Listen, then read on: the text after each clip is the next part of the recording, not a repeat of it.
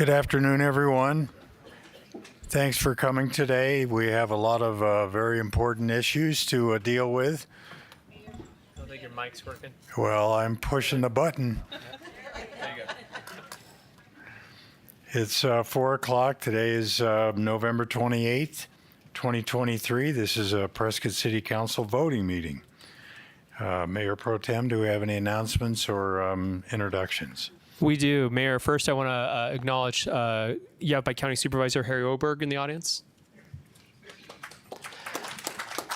And for the last time, and I've practiced how to say it, so I want to acknowledge soon-to-be Councilwoman Lois Fruhwirth. Going into announcements, as many of you know, this is a big weekend for Arizona's Christmas City, aka Prescott. Sunday, December 2nd at 1 p.m. is the 41st Christmas Parade in downtown Prescott. Then at 6 p.m. is the 69th Courthouse Lighting Event. Come out and join us for these great Prescott traditions. For more information, you can go to arizonachristmascity.com or prescott.org. I also want to provide a reminder that the City of Prescott transfer station will permanently change hours of operation on Monday, December 4th. The new hours will be Monday through Saturday, 7 a.m. to 3 p.m. For more information about the transfer station and other solid waste services, go to PrescottRecycles.com or call them at 928-777-1116, or you can go back and watch our 2.5-hour study session that we just went through. And finally, I want to note that next month's City Council meetings will be held on December 12th and again 1 week later on December 19th due to accommodating the holidays. Thank you. We'll now have an invocation from Pastor Dan Hurlburt from the Prescott United Methodist Church, followed by a posting of the colors by the members of the American Legion, and I'll be conducting the Pledge of Allegiance. Thank you, Mr. Mayor and members of the council. I appreciate the opportunity to open you with prayer today. Let us pray. Great and wonderful God, we thank you for this beautiful day. As we prepare once again to take up our role as Arizona's Christmas City, we pray for those who will travel here, for those who are already working hard so that others can make merry, and for first responders who keep us all safe. On this day of change in this council, we give you thanks for those whose terms of service has been completed. We thank you for providing them with endurance to run the race that was set before them and making them faithful to their charge. Give them blessed assurance of a job well done. We pray for those who are continuing in service. Give them courage and faith to face the future unafraid. And we pray for those to be newly sworn in today. Guide them with your wisdom that they may do their best to serve this city, always following your will.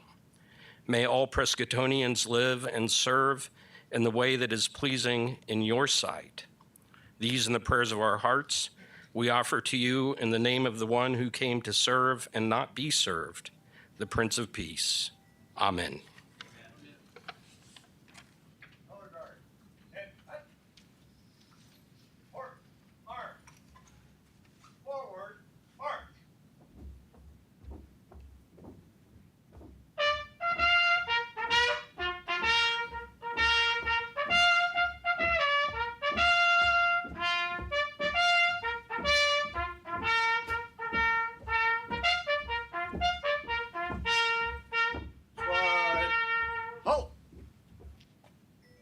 To the front, face. Present, arms.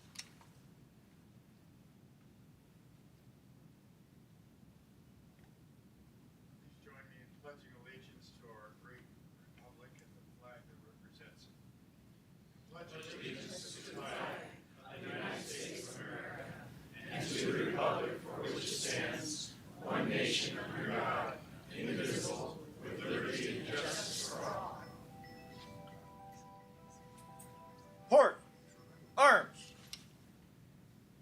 To the center, face. Forward, march.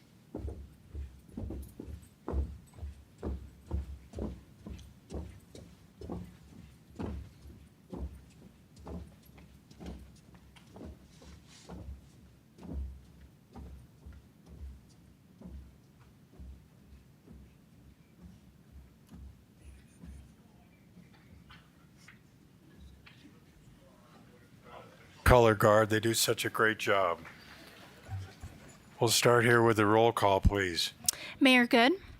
Present. Mayor Pro Tem Montoya. Here. Councilwoman Cantelme. Here. Councilman Moore. Here. Councilmember Rusing. Here. Councilman Tenney. Yes, ma'am. And the record will reflect that Councilman Sischka is excused from the meeting.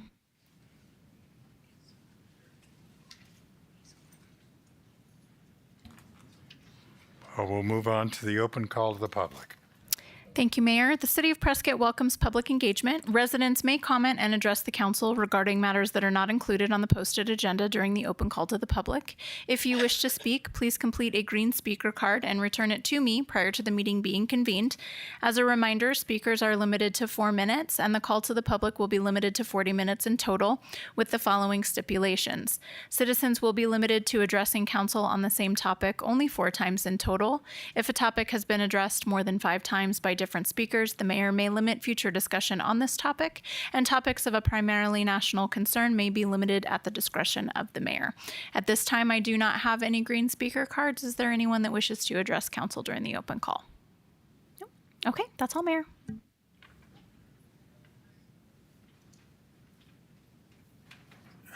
In that case, we'll move on to the consent agenda.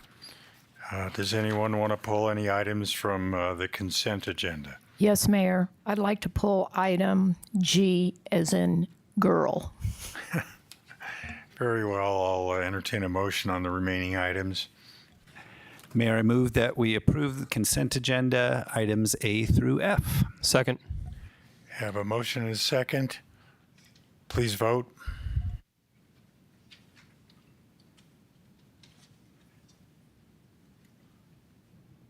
Passes 6-0. Councilmember Rusing. Thank you.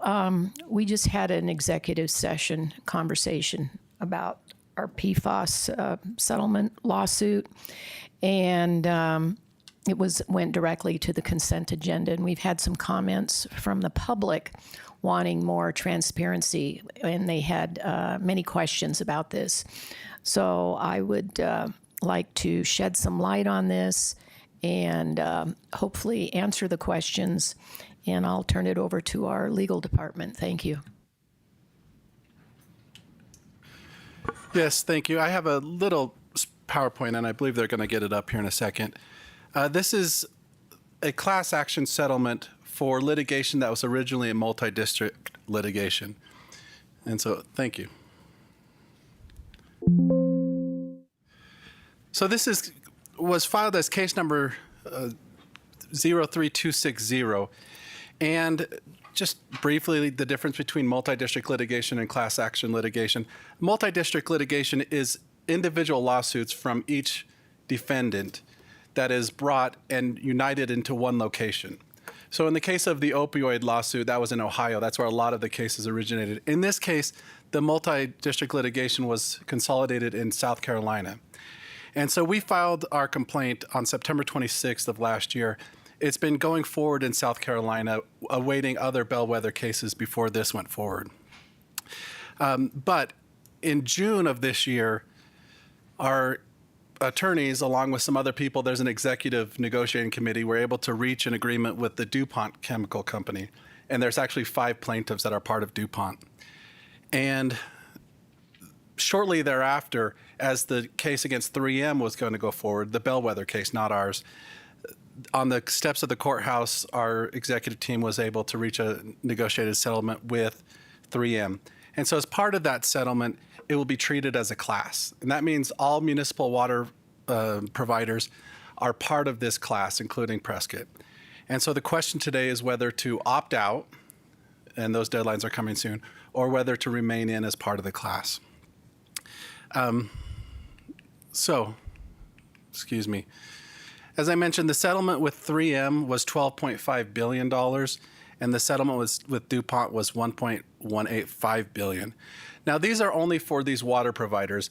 There are a number of cases in this multi-district litigation beyond just water providers, including by states for environmental claims, by fire districts for personal injury to firefighters and so forth. These settlement amounts only deal with water providers. So each of these went through an initial fairness hearing or initial approval by the court, and the court initially approved both of them and has set them both for final fairness hearings. And that would be December 14th for DuPont and February 2nd of next year for 3M. And we have the following deadlines, December 4th and December 11th, to opt out of those. So the settlement agreements are to be distributed based on a formula. So we don't have exact numbers, but we have an idea of how much money we would get as part of this settlement. But it's based on city water contamination levels, city flow rates, as it compares then to national flow rates. We know our contamination levels, we know our flow rates, and our outside counsel does as well. What nobody knows exactly at this point is the national flow rates. And so that is yet to be determined. That's why our numbers are estimates. And then additionally, there'll be funds for special needs claims, which are claims for hours spent trying to remediate the situation, and additional supplemental fund that remains open until 2030 if we find out our contamination levels go up between now and then. So as we move forward, assuming we don't opt out of the class action, the cases against the other companies, and it's not 27, because there are 6, there's 23 remaining companies for which the multi-district litigation will move forward. The first bellwether trial will be held in summer of next year, and then a resolution would be probably expected sometime around 2031. It could be further. So resolution is way out because there's so many cases before these cases. Like I said, there's environmental claims, personal injury claims, and everything else. The municipal water providers that are not part of the class will be put kind of towards the end of those. So that's the situation. And as we spoke with our council today, they asked that we make a decision, that you, council, make a decision as to whether to opt out or not opt out, whether they stay part of our representation, and then to designate a person that can sign settlement agreement, and a person, could be the same or a different person, to be designated by the council to verify submissions that the city makes to the court. And that would presumably be either myself or the city manager or the mayor. Either of those 3 would be appropriate for that designation, depending on what council wants to do. So I can answer any questions. I know Public Works here is if there's any technical questions, but as it relates to the litigation, which is the primary purpose of that you're here to discuss, any questions, we can address that.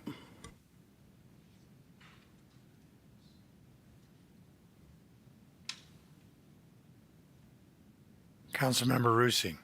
Thank you. So as I understand, we have 2 choices. And if we don't take this settlement, we could continue on for another 10 years or so, waiting for this class action to weave its way through court. If we opt out of the class action, then we will continue in an individual role. And that would probably be 8 to 10 years that we would go to trial on those. So yes, that is the option. Yeah. So the other option is we would receive the money sooner so we could begin building our filtration system and starting to mitigate our well. That's right. The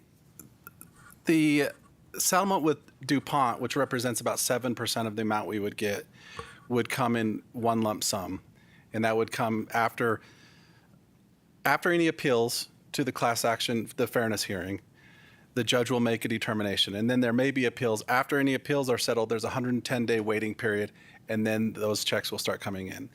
The checks from 3M will be over a longer period of time, but about 2/3 of the settlement will come within the first 3 years. And there were some attorney generals nationwide that wanted to have the funds, were against this and wanted to have the funds diverted to the state first, and then the state would dispense it to us after they kept about 50% of it. Yeah, many of the state's attorney general did file an objection wanting to control the proceeds from any settlement and then distribute them to municipalities as they saw fit.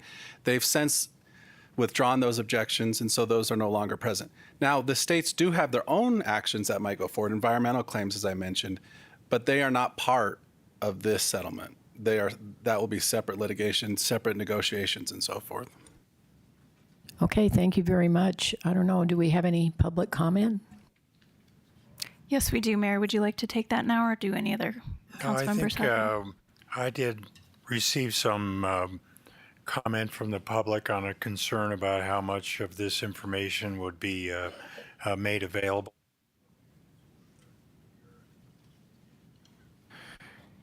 Finding out that decision here is pretty imminent. So December to do that. So consequently, I decided to bring this out into the public as much as possible. And I think at this point we do have some members of the public who are concerned about it. So if they have comments to make or questions to ask, now's the time to do it. Walt Anderson? No, mine is about the aerators. My comment is about the aerators. I'm sorry, they're all on the aerators. All right, we'll hold the aeration issue to a little further down on the agenda. But I think at least from what we've been able to be briefed on, it's pretty clear that staying in this class action for a 10 or a 20-year period, while other municipalities or concerned stakeholders may have superior positioning before any final settlement is made, doesn't serve the best interests of the city. We have contamination in a couple of our wells that meet this extremely low minimum contamination level. So having the financial revenue to be able to work on how we're going to mitigate this and make sure that our potable water supply is as clean and safe as possible, I think it's important for us to make this decision now. So I'll entertain a motion here. Mayor, I move to approve settlement agreement related to PFAS, PFOS chemical manufacturer litigation. And do we need to stipulate the that It would be that we are remaining in we're opting to stay in Correct. to the multi-district litigation? to the class action settlement with Right. the two parties. Okay, And I will so- need a designated person to sign settlement documents. Okay, we'll make this vote first, and then we'll designate a We can do it. Can we do it in one motion, Joe? We can do it in one. It's up to the mayor on how he wants to run it. Do you want to add a additional part of your motion to designate a person to sign off on the settlement documents? Mayor, I move to approve settlement agreement related to PFAS chemical manufacturer litigation, and also approve to designate a person to sign off on the agreement. And that person would be, The mayor? okay, we have a motion. Second. A motion and a second, please vote.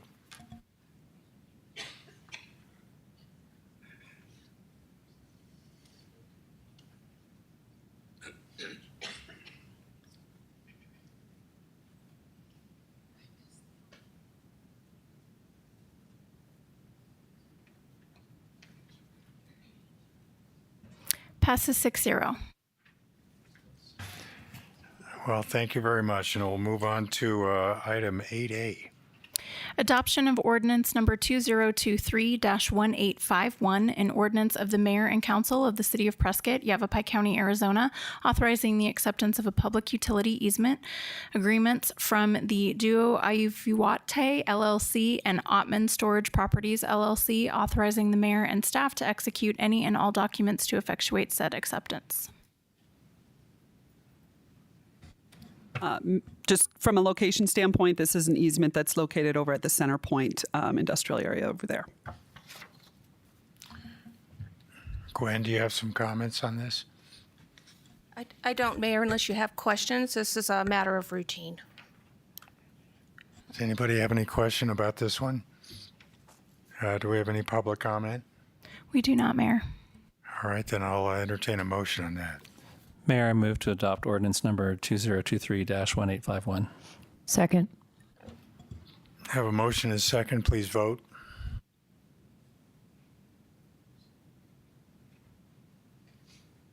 Passes 6-0. All right, we're moving on to item 9A, the liquor license. Public hearing and consideration for an acquisition of control Series 12 restaurant liquor license application from Joanne Karen Feinstein, applicant for Red Robin Prescott, location 3055 Gateway Boulevard. The application fees have been paid and the signs have been posted for the required 20 days. Staff has reviewed the application and determined that it is in compliance and no public comments have been received.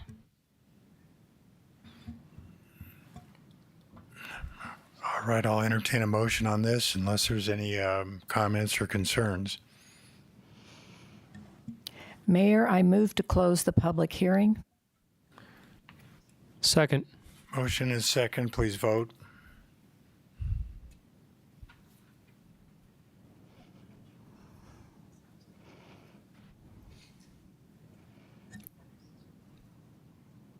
Passes 6-0.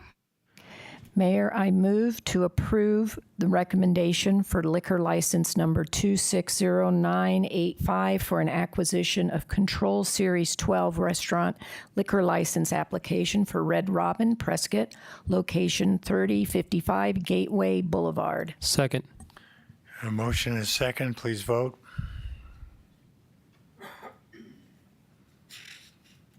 Passes 6-0. All right, now we can move on to the regular agenda, item 10A. Yes, thank you, Mayor. This item is a contract for the Watson Lake Aerator Project. We have Matt Killeen here, who is going to kind of lead us through this discussion. Just kind of background on this. This is one in a series of steps to try to address some of what we just heard of when Matt was doing the overview of the Public Works Department in the stormwater area, some of the algae blooms and the things that are currently we're trying to mitigate within the Watson Lake Reservoir. So I'll let Matt go ahead and do his presentation. Good afternoon, Mayor and Council. Matt Killeen, Environmental Coordinator. And today I'll be co-presenting with Julia Manfredi. Julia is an Assistant Vice President at WSP and leads the company's Environmental Impact Assessment and Permitting Services for Arizona. She has a master's degree in environmental pollution control with a focus on water quality treatment. Julia has worked in water quality in both the public and private sector in Arizona since 2006. So to lay out the presentation for you, this is a little bit atypical in that we're kind of having elements of what would typically be in a study session and then the contract for the aerators. And as we move through this presentation, I'll be presenting the first few slides and then I'll hand it off to Julia that she'll be detailing some of the evaluation we went through. And then I'll conclude dealing with some of the later slides and any questions as well. So Julia, if you'd like to. All right, so, yeah. All right, just to set the table here a bit, I wanted to provide a little bit of a timeline. And as we consider Watson Lake, this is an ongoing and relatively significant water quality issue that the city has been wrestling with in one form or fashion for a number of years, as many of our audience members would attest to. In 1983, it was ranked as one of the most eutrophic or nutrient-rich lakes in Arizona. And before that next bulleted timestamp, the city purchased it in 1998. In 2000, we had a fish kill that resulted in a game and fish investigation and subsequent investigations by the EPA and Arizona Department of Environmental Quality. In 2004, the EPA had an impairment listing for nitrogen, high pH, and low dissolved oxygen. In 2007, part of the Clean Water Act, once an impairment takes place, the state is obligated to move forward and create a document that assigns the pollution reduction load that each responsible party must enact in order to reach the surface water quality standard. That's referred to as the total maximum daily load. Hereafter, we'll refer to it as just the TMDL. In 2012, the watershed improvement plan for Upper Granite Creek watershed took place. That was a collaborative effort led by Prescott Creeks among many community partner organizations to figure out what steps we could take collectively, not only within the lake, but within the larger watershed to reduce the pollutants of concern that were going down into the lake.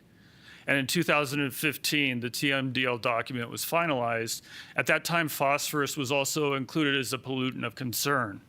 From a lake chemistry perspective, phosphorus is really the catalyst that really stirs the drink. That's what's really going to kind of get everything going, all of these processes, these kind of negative feedback cycles to happen. And for kind of a geospatial reference here, as we look at the city of Prescott and that kind of pinkish, purplish polygon there, all of the creeks leading down into Watson Lake, which essentially focused as the orange blob in that map, do have their own impairments. Watson Lakes, we already mentioned. One positive side note is that the Willow Creek Reservoir or Willow Lake, that ammonia impairment is currently proposed for delisting and is waiting EPA approval at this time. We are required to implement measures to address these pollutants through a number of steps. One is through our MS4 program, and then the other is through that TMDL document as well. We've been working on this plan since I started with the city in 2015. Now, we can understand that there is a prescribed and regulatory obligation to do this, and that is we are responsible for 72% of those different pollutants. And that's purely based on our geographic spread within the watershed. We're proportionally assigned that load, as is Yavapai County, as are other property owners as well. The tribe is regulated separately as a sovereign nation directly under the Environmental Protection Act, and so there's a little bit of a disconnect there. But I think more tangibly, as these pictures will attest, there is a real and pressing need to take action in the lake. These photos are from September 25th of this year. These harmful algal blooms have become seasonally recurrent and more significant in the length of time they're present and the intensity of their presence as well. The number of phone calls I get regarding the safety of kids and pets has also increased with the presence of these harmful algal blooms. So knowing this, we needed to work collectively beyond the capacity that we had internally within the city, and that's where Julia and her team come in. Okay, thanks, Matt, Mayor, members of the council.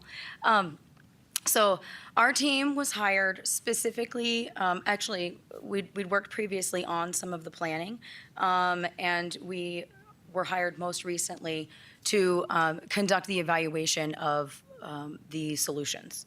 And so with aerators being a specific part of those potential solutions.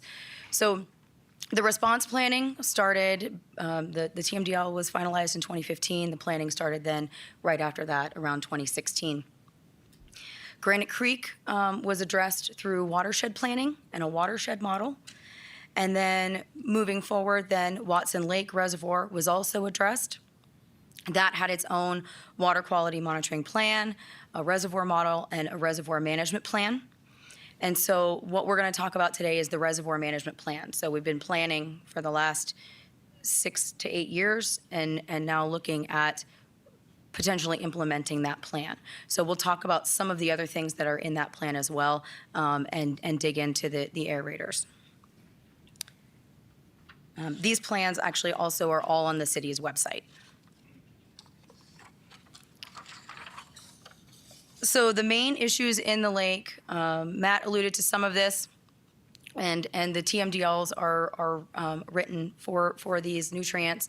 So we've got nitrogen and phosphorus, that's stimulating excessive algae and weed growth during the warm summer months. You've got then carbon dioxide. So it's the lake also has a TMDL for a pH, and that's affected by the carbon dioxide. So an uptake of the carbon dioxide from the water by the plants and algae is what causes that increase in the pH. And then settling and decomposition of the plants and algae is what then exerts that heavy oxygen demand and causes low dissolved oxygen. And those are the things that lead to fish kills, for example. Other pieces of this are the thermal stratification that's occurring in the summer. That's when you get those algal blooms leading to that low oxygen and that nutrient cycling. And again, back to the aquatic weeds and the decomposition. So the algae and the weeds are a big piece of this, and we're needing to address those. That's a place where action can occur to deal with the problem. We're not necessarily, you saw the map earlier, there's a whole watershed plan and solution that would have to come from the actual water quality from the start, from the source, if we were going to address it only through watershed planning and what flows to the lake. So we also have to address it in the lake. Go ahead, Matt, thanks. So the key recommendations, and these were the recommendations from the from the lake management plan, the reservoir management plan, and that was to continually mix the water column enough to prevent the anoxic conditions and limit the phosphorus release. So there were various options of how to mix, but the key recommendation was to mix it. And the other key recommendation was to address the aquatic weeds and algae. So the management plan had a list of options for all of these things, but these were the key action items to be addressed as far as management. This is where we saw the most bang for the buck, for lack of a better way of putting it. So let me make sure I got all my notes here. So with this then, the key actions that, or the key methods to create that mixing were potentially through aeration, through circulation and aeration. Two likely possibilities were bottom diffuse aeration, so having aerators on the bottom of the lake, or floating vertical water circulators, and there were a variety of potential options that can be looked at there as well. So I'm going to go into the evaluation of that here shortly. Other pieces of the plan that were looked at and that Matt is working on implementing as well, we're not necessarily a part of, were watershed management and green stormwater infrastructure, as he mentioned through the MS4 program, nutrient inactivation, so using alum or phoslock, chemical use, biological weed management, that would potentially use white amber, sterilized fish, and Matt will talk about that shortly as well, and then continuous lake monitoring and evaluation in coordination with ADEQ. So all of this is being considered, and those considerations and efforts have their own timelines. So this is sort of the get to the point bottom line of what we compared for the diffuser and aerator evaluation. I'm going to give you a little bit more background on that before I dig into just the costs. What we considered in looking at this, and these were considerations requested by the city. We had some really great meetings with regards to concerns by various folks within Public Works and knowing of the public concerns as well. So cost was considered. Cost is a consideration. Power requirements. How would these be powered if we're going to look at the aerators? Shore access, disruption to recreation. We looked at maintenance requirements. What is that going to look like with our options? How easy are they going to be to install? What are the design costs? What are the installation costs? What are the maintenance costs? What's the effort there? Security. Are folks going to potentially vandalize this? Is it potentially going to get into the way of others' recreation, for example? What is the expansion capacity? How do we can this be adjusted, added to, removed? How can it be adjusted? What's the life expectancy of the system we'd be looking at? And what's the track record? Does it work? Do we know if it works? Has there been experience with this? So we looked at 4 different scenarios. I have the top 2 on the slide here. But the 4 different scenarios we looked at, there were several others within the lake management plan for diffusion and aeration. And those were going to be incredibly expensive, so we automatically cut those out and just looked at the ones that were going to likely be more cost effective. The first one we looked at was solar-powered bottom diffuse aerators. We actually thought, hey, that might be perfect. Because we're going to get bottom diffuse aeration, you're not going to see anything on top, and then we're not going to have to worry about electrical issues there. So the solar-powered bottom diffuse aerators actually are not made for, and we are told and understood by various vendors and various lake managers that those will not work for a lake this size and a lake this depth, and so we couldn't even get the engineers and vendors to give us any sort of implementation scenario for this. The second we looked at was traditional bottom aerators, and looking at using that to cover or to aerate and diffuse the lake, the entire lake. I will show you a picture of why that's probably not going to be a great solution. We had issues there with power, so that one scored. We scored a matrix. It scored low on power. It scored low on maintenance. It scored low on access. So I'll show you, and it scored low on cost as well. So what I have on the slide here is the estimated cost for the traditional bottom diffuse aeration, and the first year cost for the entire lake is around $650,000. That does not include the engineering that would be required to basically implement electrical for the entire lake. So it doesn't include that cost.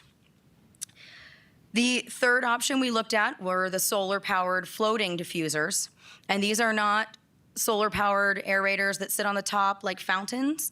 They actually go into the water column, into the epilimnion, so kind of the higher water column, and can actually be adjusted to go further into the other layers of the lake if needed. And so we looked at those.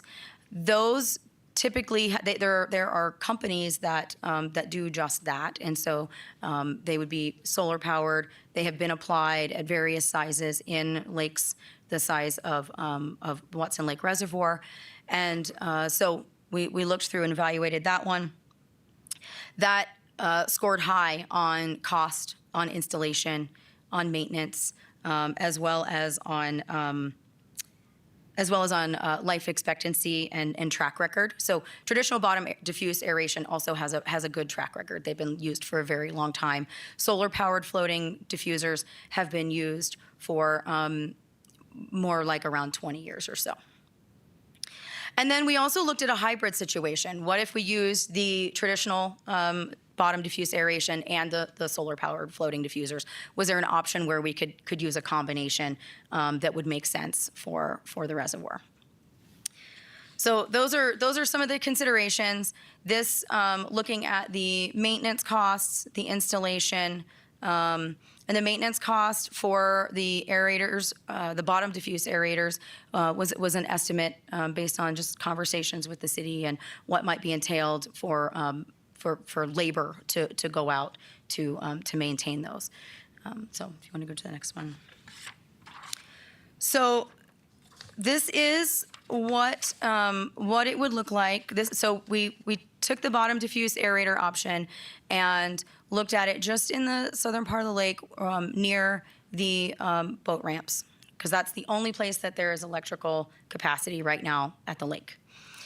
So in order to implement that, we would have 20 aerators, And all of those green and red lines are tubing. So we would have 20 bottom aerators, tubing, and then we'd have to look at how would we do all of that for the rest of the lake. The issues here were the tubing. We have heard issues of wildlife chewing up the tubing. We would have concern of fishing lines getting caught in the tubing. We would have concern with it not just being in the lake and existing unaffected. So that was one of the downsides for this. The other issue is potential frequency of maintenance, as well as the fact that there are 20 just in this location alone. So the question of how divers, boats, what would the city have? The city would be responsible for their own maintenance or hiring a company to handle the maintenance for these. Matt, you want to go to the next one?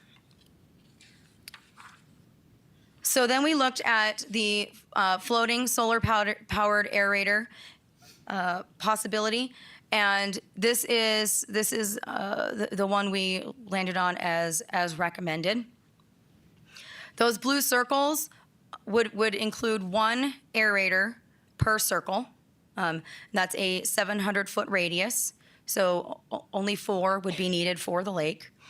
And there on the left-hand side is an example of the installation. So they would be floating on top with the potential to the company that makes these has various options and would then be able to cycle through the epilimnion, the top layers of the lake. The blocks there's the one block would be used to anchor it as well. That one says it's 350 pounds. I believe for the lake here, we're looking more at about 175 pound block to hold it in place. And the locations are also in line with ADQ monitoring locations as well. I don't know if... So the other thing that's been looked at is herbivorous fish for weed management, and I'm going to pass it back to Matt for that information. Yeah. Herbivorous fish, grass carp as they're commonly known, white Amur, are sterile. And one of the things that they can do is the work for us instead of staff or other additional equipment with its operational needs. It improves water quality. In conversations with Joe Baines and his staff, there have been concerns about boater safety due to entanglement in a lot of the aquatic weeds in the shallower portions of the lake. It also helps to improve the angling experience out there. Basically, there's a stocking rate prescribed in partnership with Game and Fish. And they go to work for us. There's an annual restocking based on the results. So it's a continuously evaluated process where we're going out there and saying, oh, they're a little bit heavy. We don't need to replace it 10% this year. We can adjust it accordingly. As I mentioned, they are sterile, and that was in large part to protect native fish populations downstream potentially. And as such, due to the concerns with native fisheries and other downstream impacts, there are a closed system requirement required by the Arizona Administrative Code. That's what Game and Fish oversees. And so they're looking at, is this a closed system? Can these fish escape and potentially migrate all the way down to the headwaters of the Verde? And even though they're sterile and herbivorous, have negative impacts on native fish populations there. It is a very important native fish habitat down there. And so those are reasonable concerns to protect some of the state's resources. I get that. Consequently, we do have a rather arduous license and permitting process to go through here. This isn't necessarily past the first step and you're on to the next. This is going to be an iterative process. Fortunately, Recreation Services already has a stocking license that could be amended to bring these fish in. That's the easy part. We also have to make sure we have fish barriers in place both upstream and downstream so that these fish cannot escape. That brings in things like Arizona Department of Water Resources due to dam safety issues. It also brings in FEMA issues because if we're altering dam structures to prevent fish from exiting, we want to make sure we're not having negative impacts on floodplains as well. So we can come up with a perfectly reasonable solution to game and fish, but if we take that over to the Department of Water Resources and they don't like it, then we start over again, and we're going to be going through this for a while. And we wouldn't do this if we didn't think it was the most beneficial of a path in the long run. The alternative to this is buying expensive equipment, hundreds of thousands of dollars for basically boat-mounted lawnmowers that would go through and churn up the weeds, bring it on into a wet bale of mess, have to dewater it, transport it. So there's equipment, time costs, transportation costs that really make that an unbearable and unreasonable kind of task. That's why we're going down this route. For a visual reference point, grass carp, it's what's really commonly used in the CAP canals. Some of the lower line elevations are fortunate enough that they can use tilapia and other species, but due to our water temperatures, that's just not a viable option here. The fact that these are sterile are beneficial for a number of reasons. Game and Fish has recommended this for both Willow and Watson in their management plans that date back about 5 or 6 years. This is the right way to go. It's just going to take some work to get there. So kind of bringing it all together, in summary, our solar power aerators were evaluated as the most cost-effective and easiest to maintain and operate. It's very similar technology to what we see used at wastewater treatment plants. So we have staff in-house that are fluent in the maintenance and upkeep of these devices. And the time scale for getting these in water could be ready for implementation before the summer of 2024. Grass carp, herbivorous fish for the weed harvesting. We're working on creating designs that meet all of those individual approvals and going through those connections at Game and Fish, FEMA, and Arizona Department of Water Resources. That's an ongoing and iterative process. At this point in time, we are requesting council approval for the solar power aerator bid and installation. Mr. Mayor, I don't know if you would prefer to take questions now or get into the specifics of the contract award. I think I'd like to hear from the public comment first. Certainly. And then we'll analyze the contract. Mayor, are you going to take questions from the council as well at some point? You want to do that after public comment or before? Well, they just popped up. I looked here a second ago and there wasn't anything on there. So we'll start with Mayor Pro Tem Montoya. Thank you, Mayor. I have a simple question, I think, Matt, that I hope is a simple question. On the council agenda item, it lists a certain amount, but it seems like in your presentation there was a discrepancy between the amount that was listed on the presentation. Can you explain? Yeah, good eyes there. So what was presented in that table was the estimate that WSP put together before the actual contract bid.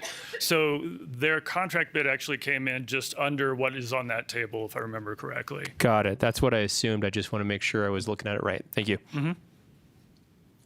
Councilman Tenney. Thank you, Mayor. If I understood your presentation correctly, we would be looking at a scenario if we did bottom aerators, 20 plus of those, and with the solar powered aerators that are floating on the top but reach to the bottom, only 4 of those. Is that correct? And if that's not correct, correct me. And if it is correct, can you tell me why the significant discrepancy between how many units would be needed in each case? Sure. So I probably didn't explain it very well. So the 20 aerators are just needed for a section of the lake. So approximately a fifth of the lake. So you would likely need another 100 plus or 100 plus aerators total if you were going to do bottom diffuse aerators. So we looked at just the location where electricity was already available. And so the discrepancy is the volume of water that can be handled by each option. They don't make bottom diffuse aerators, the same size as the solar floating aerators. So it sounds like it's kind of like trying to light my living room with an overhead light versus a bunch of candles in different corners in terms of just the efficiency of each of the units is substantially reduced with the bottom dwelling, the ones that rest on the bottom Yes. aerators. Gotcha. Okay, thank you. Good. Councilman Moore. Thank you, Mayor. So I have a question. I think, you shared with us that you had like this rating system of cost, and you had a lot of different criteria in your rating system. But what I didn't hear, and what I would like to ask, is the effectiveness of the two methods. Because I understand that the bottom diffuser does a better job and is more effective at accomplishing what we're trying to achieve here than a surface aerator. So I don't think that was addressed in your presentation. Sure. So both would be effective. Both would work. Are they equally effective? They're slightly different mechanisms, but they do both improve the water quality to the point that we would want it to be. So we get to the same endpoint. The difference is that the bottom diffuse aerators will not be effective in the entire lake. They're not. The lake is too deep for some of those locations, and so the effectiveness will change for other locations within the lake. Whereas the solar power floating ones will remain the same throughout that area, throughout the lake. Are the bottom ones not effective in a deep lake because of their size? And are there different size of bottom diffusers? Like if you had a more robust unit in a deeper section of the lake, would it be equally effective as a less robust unit in a shallower part of the lake? That's a great question. They are not going to be the same size they're not going to be able to handle the same volume of water as the solar power floating aerators. So you would need more bottom diffuse aerators to get to the same volume. Does that help? Okay. Councilmember Rusing. Thank you. As we all know, Watson Lake is our recreational gem, and it's very high profile in the public's mind. So we have to get this right. But if we don't do anything, it's just going to become a weed-ridden algae scum pond. So my question is about the surface aerators. During monsoons, we have these sudden microbursts of huge gusts of wind. Are these going to be anchored somehow so they don't all end up being blown to one side of the lake? Yeah, so they will be the units themselves will be heavy, but also they will be anchored by a 175-pound mooring block in location. Yes. Okay. And then, since this is kind of a pilot project, are we going to be having some updates as to how well these things are functioning, or if they need some fine-tuning or tweaking? Yeah, absolutely. One of the bullet points we talked about on a number of slides back was kind of the integrated management. That lake has enough of a jackpot of nutrient issues that there's no single silver bullet that is going to adequately address it. It's going to take a multifaceted approach, and we need to do constant evaluation in partnership with Arizona Department of Environmental Quality to make sure that we're having cost-effective practices here, but also meeting our requirements for surface water quality standards so that we consider, swimming in this lake in the not-too-distant future. I think that would be an admirable goal. We've had many people comment over the years that they would love to go swimming in that lake. Mm-hmm. Indeed.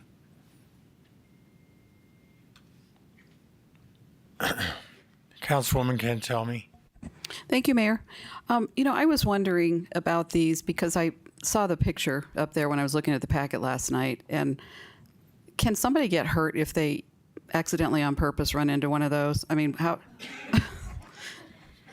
Yeah, so that was one of the things that we worked through and sorted through quite a bit. We talked about whether or not it would be appropriate to put buoys around those, what we could do. I mean, I have boys, and kids, so somebody can get hurt doing anything. I find That's the group I was worried about. But as far as these units, we did talk about what is the public safety, what is the public interest, and what is the comparison for these to the other possibilities here, and for these.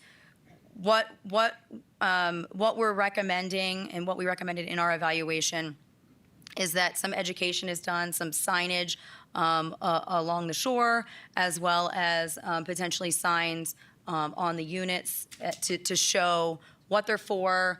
Please respect them, the information and education, so that folks maybe aren't quite so interested in what they are. So that was one consideration and recommendation.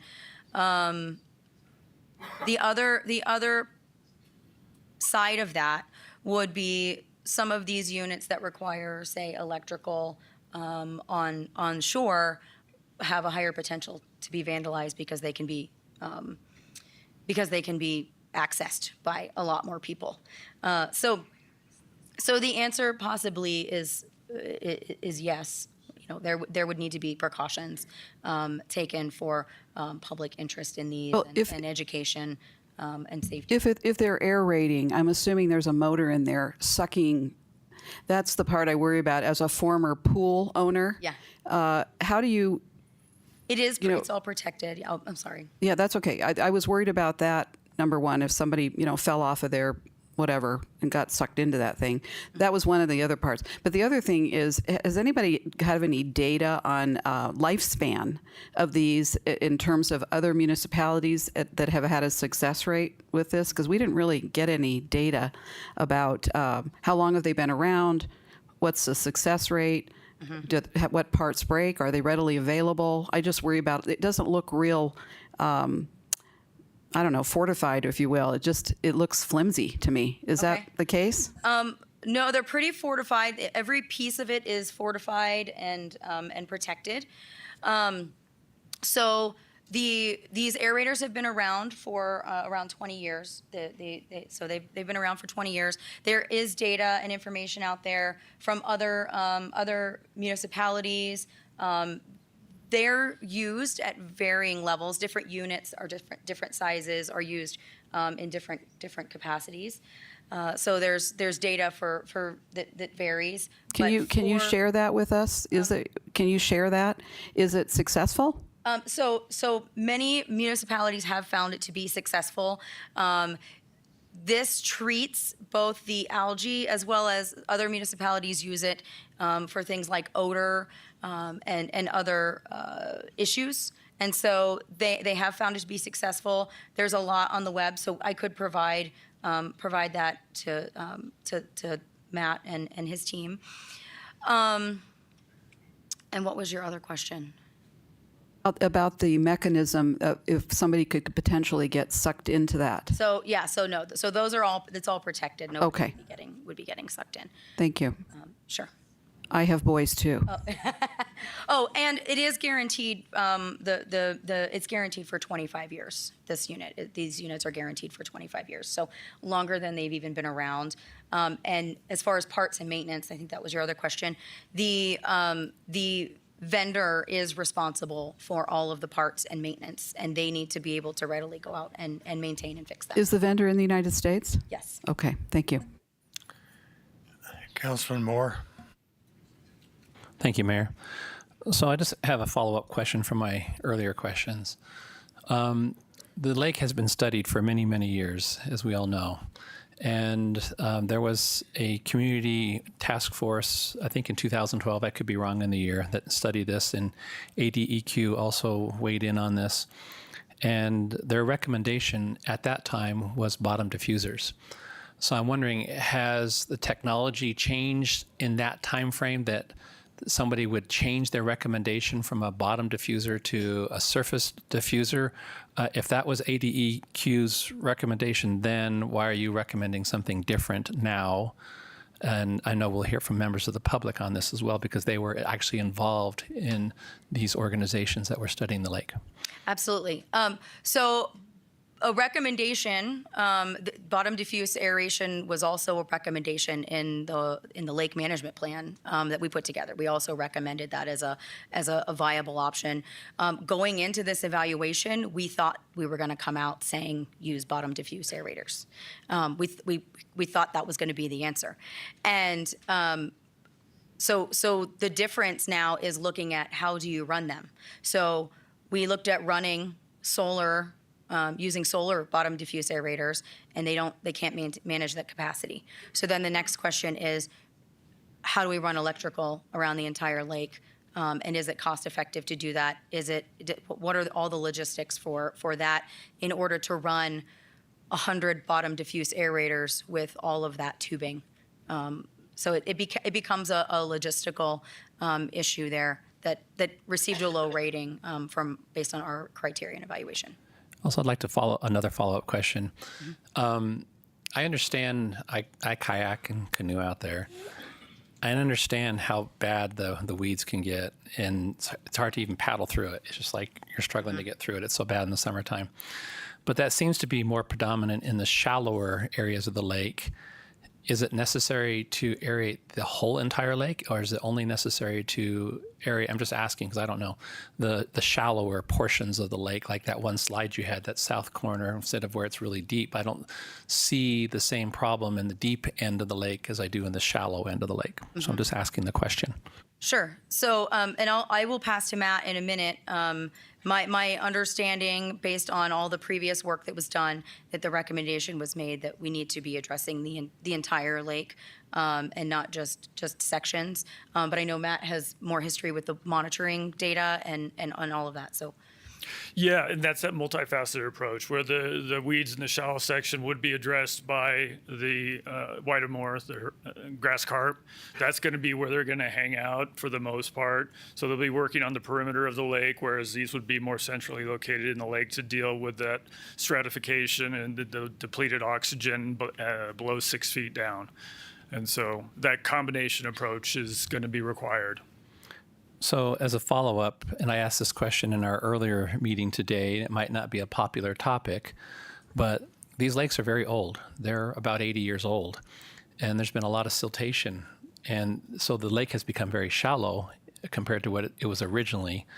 And so I guess one question is, could some of this be addressed by dredging the lake and removing a lot of the siltation and increase the capacity of the lake, and the lake could be deeper and we could store more water in our water portfolio? That's just another question I have.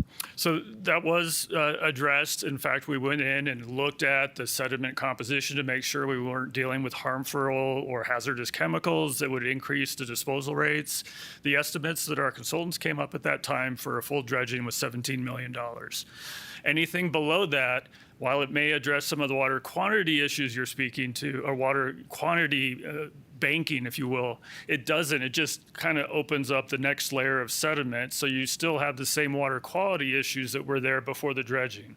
So for the dredging to have significant impacts on the water quality, you're really going to have to bite a bigger chunk of that off, and that comes at a price. Thank you for that clarification. Councilman Tenney. Thank you. Sorry, Mayor. Couple of quick questions. First of all, I just want to clarify for myself and for the public. You are acting as a consultant from a company that's separate from the company that's giving the bid on these, correct? Absolutely, yes. So you're not selling us anything? I am not selling you anything. Okay, I wanted to clarify that. I appreciate that. I think there was some confusion in some folks' minds about that. Secondly, I wonder if it's possible, I'm sure that you've consulted with Joe Baines on this. I'm really glad to hear there aren't big open blade fans that are going to suck kids in as they go swimming out there and whatnot, so that's good. with, but I wonder if we might be able to hear from Joe and see if you have concerns about the potential impacts of recreation on the lake with things, floating on the top. I know that's a concern with some folks in the public and a concern of mine. And Connie, you brought that up, and it's a legitimate one. Good to hear it's not a Willy Wonka situation, but I do want to know, Joe, what you think about what this might do in terms of impacting recreation. Sure, Mayor, Council. Joe Baines, Recreation Services Director. Yes, it would have some impacts to the recreation on there, but I think we have to balance both, right?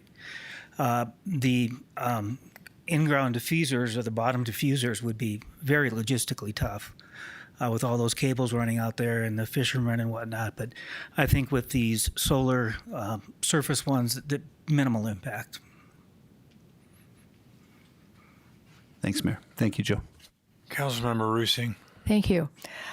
Okay, well, I have a question about the birds. How do these surface aerators affect the wonderful variety of birds that we have out there?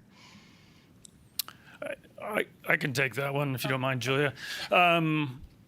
I do know that we have very similar models of these aerators across the street from the Humane Society at the Sundog Wastewater Treatment Facility, and the ducks don't seem to mind. In fact, there's a number of birders out there on a regular basis taking advantage of that little hotspot of waterfowl. As we can see in that diagram, it's an illustration, but any moving parts on that are removed away from the likelihood. If anything, we'd have to deal with birds hanging out on top and pooping on the solar panels. And that's what part of the maintenance would be with. And so, I have not heard of any, nor have I read any documentation where these and the coexistence of waterfowl or other bird life were at odds. All right, thank you. All right, now I think we can take some public comment. All right, now Walt Anderson.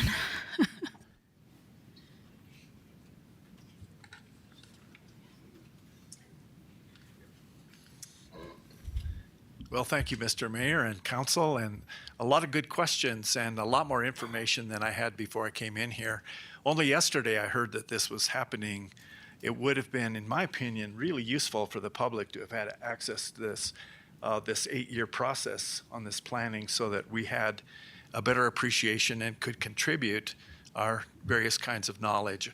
I taught wetland ecology and management for many years at Prescott College and was a fish and wildlife biologist with the Fish and Wildlife Service before that. And I know we have many, many well-educated people in this town, in CWAG and other organizations, and Prescott Audubon as well. So when it came up and I just read that a surface structure was being proposed yesterday, it raised a lot of alarms because the standard literature implies that submerged systems work much better, as has been indicated here. I realize there's a trade-off in the system when you have hoses going out and many of them, and then shoreline structures that could be vandalized and so forth. So I'm really glad to see something is happening. It seems like it's taken way too long because we've recognized the lake as being impaired for many, many years.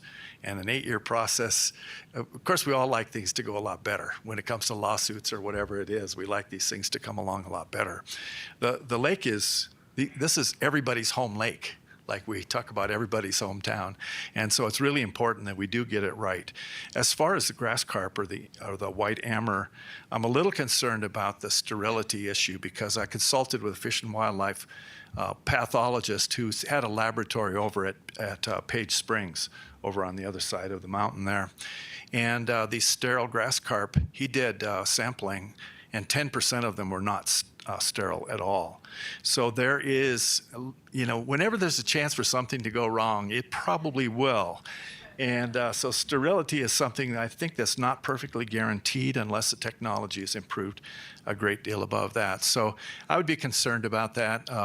I was a little concerned that there was only one bid on this. I understand that usually raises a red flag. Why is there only one bid, and why aren't we getting to see other options on there? Let's see, what was the other thing I was thinking about? I'm a little concerned with only 4 aerators. If they're all putting oxygen out or diffusion activity at one level, how is that going to reach out to the sides and also down to the depth? Because you're going to have some fall off on impact on aeration as you go out there. So you're going to have maximum aeration right there, I suspect, and then it's going to diminish as you go out. And it wasn't clear to me the depth that the aeration would go. Could you answer that, Matt? Do you know how far that goes? Julia. Yeah, go ahead. So first regarding the running of the aerators. I need you Please to go come up to the microphone. microphone. Yeah, for the Sorry about that. So with regards to the running of the aerators, they can run 24 hours a day if needed, or they can be turned on or turned off, and the city would be able to run those remotely. So there would be some adjustments or possibility of adjustment if needed there. And then with regards to the to where the current plan is for these, it is in the epilimnion. So the idea there, so that's the upper layer of the lake. Right. So the upper layer of the lake for the epilimnion, and the idea there is that would then reduce the algal and weed die-off that will then affect the rest of the dissolved oxygen in the lower levels of the lake. So it doesn't really get down into the anoxic level at all? It does not, but it is intended to prevent the anoxic conditions from occurring. Or to reduce them from occurring, and it can be adjusted to go lower if needed. Okay, yeah. All right, I do expect some fall off anyway as you move away from the oxygen concentrator there. I also worry a little bit about the... Well, Mr. please Anderson. speak in the microphone. It got moved. All right. I also worry a little bit about the impact on waterfowl, since certainly the cyanobacteria are very undesirable out in there. But there are sago pondweed and other potapogeton species out there that the waterfowl use extensively. And those are very important. So I hope it doesn't sterilize the whole lake, because then we won't have the waterfowl populations that we like to have. Thank you for allowing me to speak. If I may just address a couple of those points briefly. Absolutely, those concerns are valid and ones that are close to our hearts as well. That's why kind of an ongoing and adaptive management with regards to all of these different facets would be part of the program. Additionally, with regards to the concern of the sterility of the fish, your contact at Fish and Wildlife Service probably also referenced that they're riverine fish, so when flooding occurs, they tend to go upstream rather than just float downstream. So if we figure that and figure out maybe what percentage are likely to go over the dam, so that's 10% or 10% chance on any one fish not being sterile, but what is its chance of surviving down to the headwaters through two gravel plants on the Granite Creek? These are different, equations that we balance with regards to bringing in large petroleum-driven equipment to churn up the lake indiscriminately. So part of our equation that we're balancing and evaluating continuously. Rod Moyer. Walt asked my questions. Thank you. Gary Warop.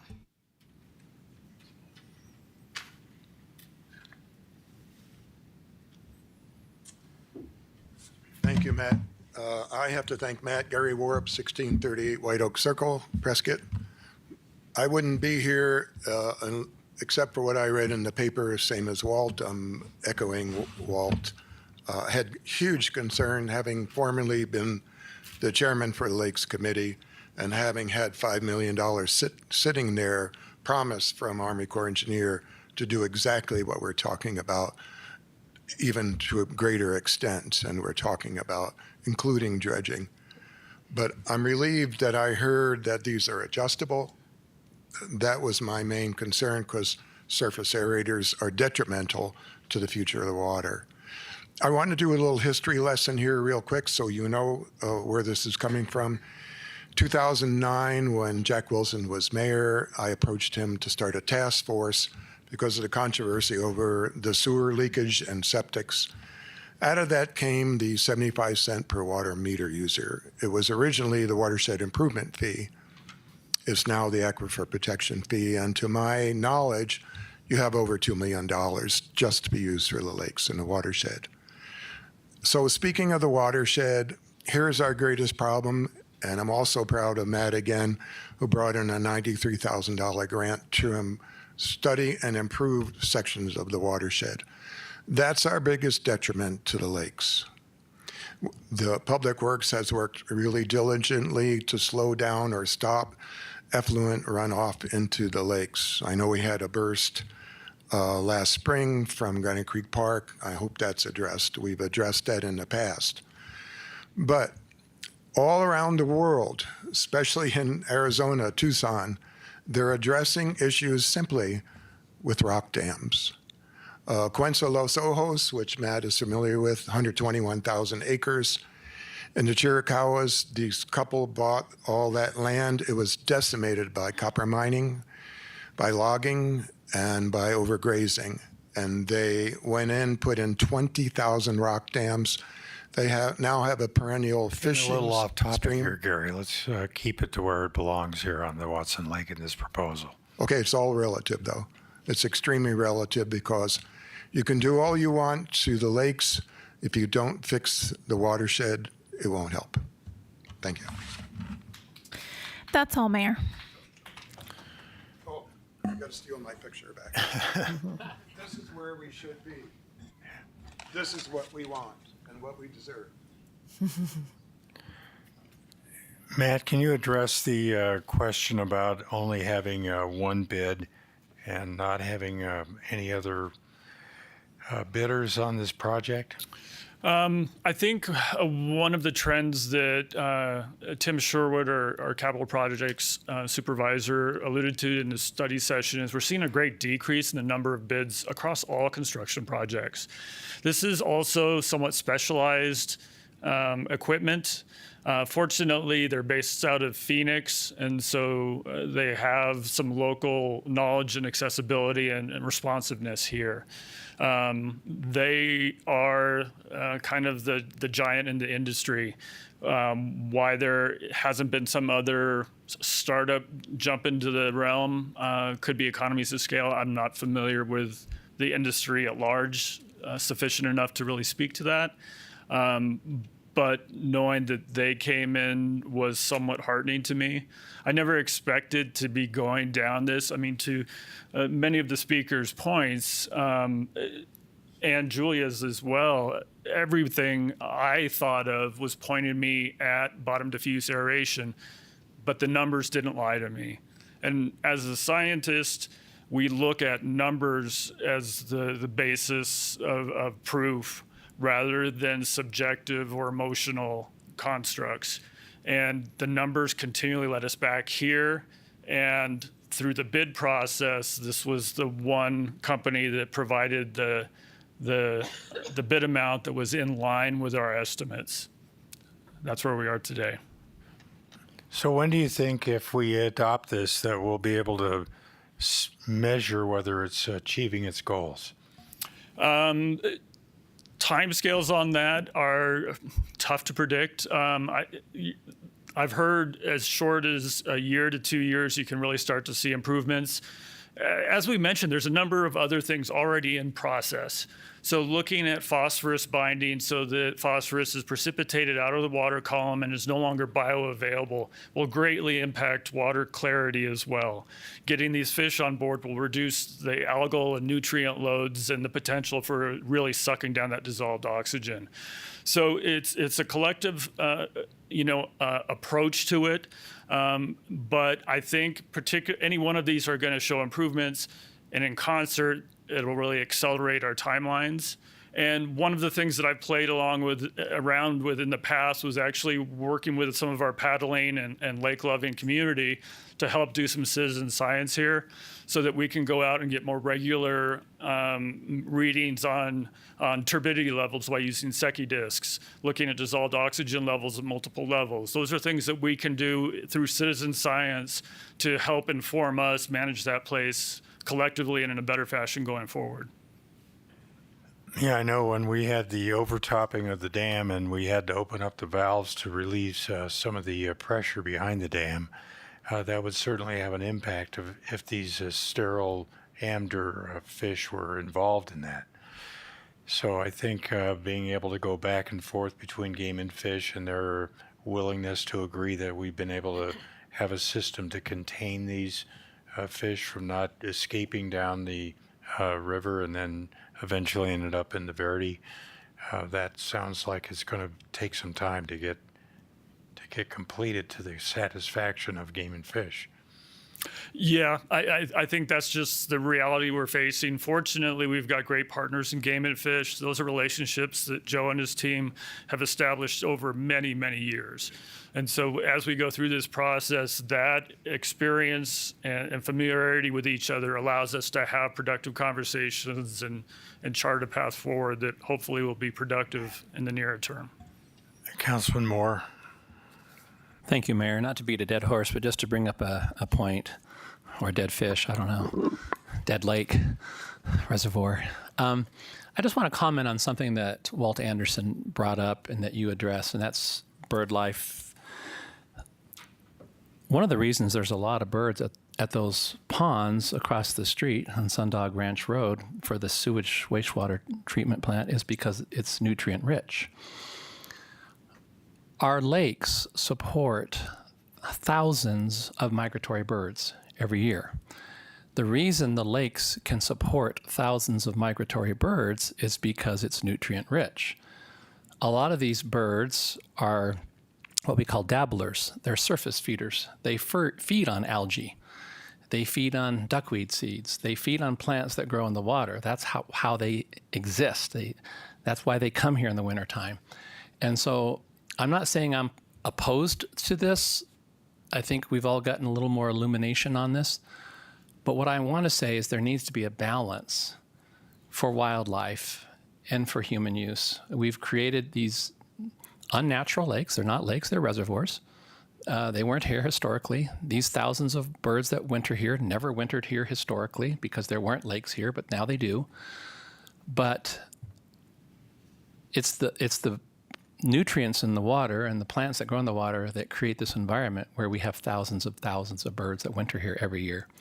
So if we're going to eliminate those plants through this aeration, are we going then to eliminate wintering species? That's just a question. And you don't know the answer, and I don't know the answer, but we need to have a balance is what I'm saying. Absolutely, and I think that dialogue just is in its very earliest days. I mean, that's something where I'd be happy to work with the birding community, whether it's Audubon or others, to make sure that that is brought into the consideration as well and weigh it against our regulatory obligations. You know, there's a lot of different variables in here, and as long as we're adequately addressing them all, I'm happy to let that data show us which way to go, rather than just blindly chart a course of a singular notion. All right, I think we've discussed this enough. Let's move forward. I'll entertain a motion on this one. Mayor, I move that we approve city contract number 2024-110. Second. Okay, we have a motion and a second. Please vote.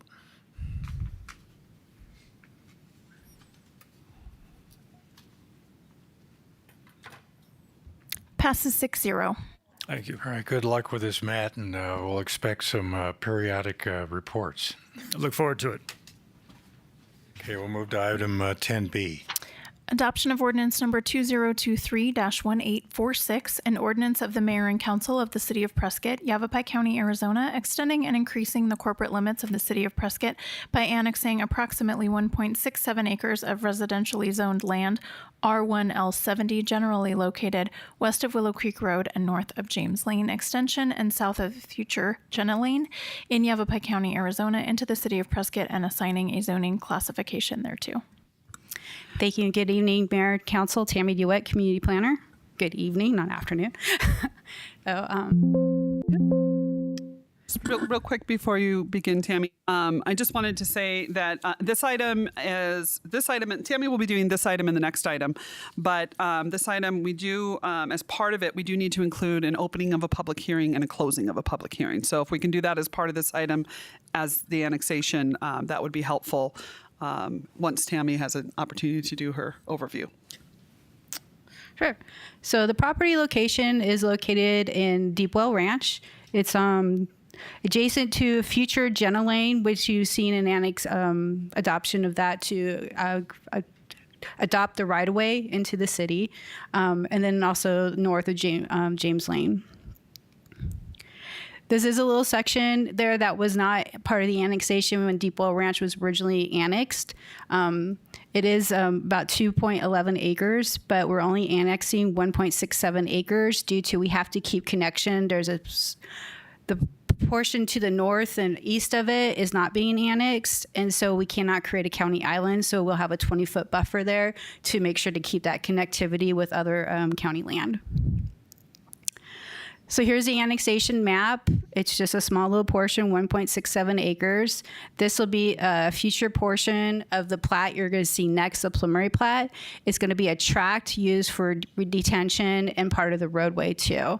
So right now it's labeled as annexation parcel, but it will on the final plat when it comes in be part of tract D for open space and infrastructure.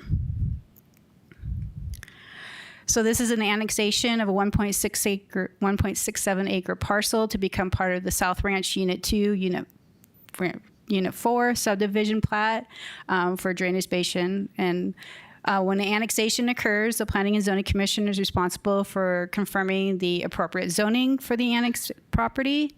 So what the Planning and Zoning Commission recommended was the county zoning is R1L70, which is single family residential, and our city equivalent zoning proposed is the RE2, even though it's a higher acreage, but then they can't split it, so it's pretty much matching. Plus, it's going to be a tract, so we don't need to rezone it to another. It's just creating a zoning designation as it's annexed. So there's no rezoning proposed with this annexation. So recommended action is first to open a public hearing, then close the public hearing, and then hopefully move to adopt this ordinance. And that concludes my presentation. I'm happy to answer any questions. Councilmember Rusing. Thank you. Tammy, as I understand, this property is going to be like a drainage detention basin. Yes, it's going to be part of this tract. So this is the preliminary from the preliminary plat. That's your next item. This will become the rest of tract D there and part of their open space and infrastructure. Well, one of the things I have a problem with this is if it's going to be a detention basin, as you say, kind of an infrastructure use, then why are we doing the RE2 zoning? Shouldn't we be zoning it, like you said, open space to be maintained by the builder? It doesn't need to be rezoned because we do this all the time with planned area developments that you have a certain percentage that has to be open space. It's not rezoned to that, but it's a tract. So on the recorded plat, it's designated as a tract for this use. And that the only way that can change is they'd have to revise the plat and go through a process. So it will be designated as a tract in perpetuity with the plat. So there's no reason to rezone it. We don't rezone parcels to open space with plats. They are just designated as part of the tract. Thank you. You're welcome. Councilman Moore. Mayor, I'd like to make a motion. Go ahead. I'd like to make a motion that we open the public meeting. Public hearing, pardon me. Is that the appropriate motion at this time? Actually, Mayor, you can just go into public hearing. There has to be a motion to exit public hearing, but by the item, you can just declare the public hearing open. I do declare.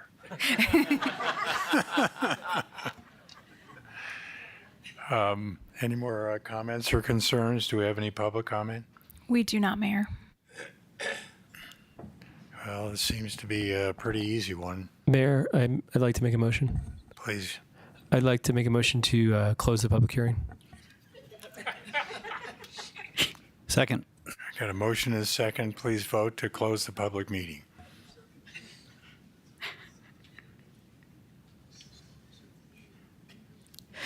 Passes 6-0. All right, now we proceed to adopt this. No, they have to adopt the ordinance. Mayor. So the next one is to adopt the Right. ordinance. Yes. Mayor, I move that we adopt ordinance number 2023-1846. Second. A motion and a second. Please vote.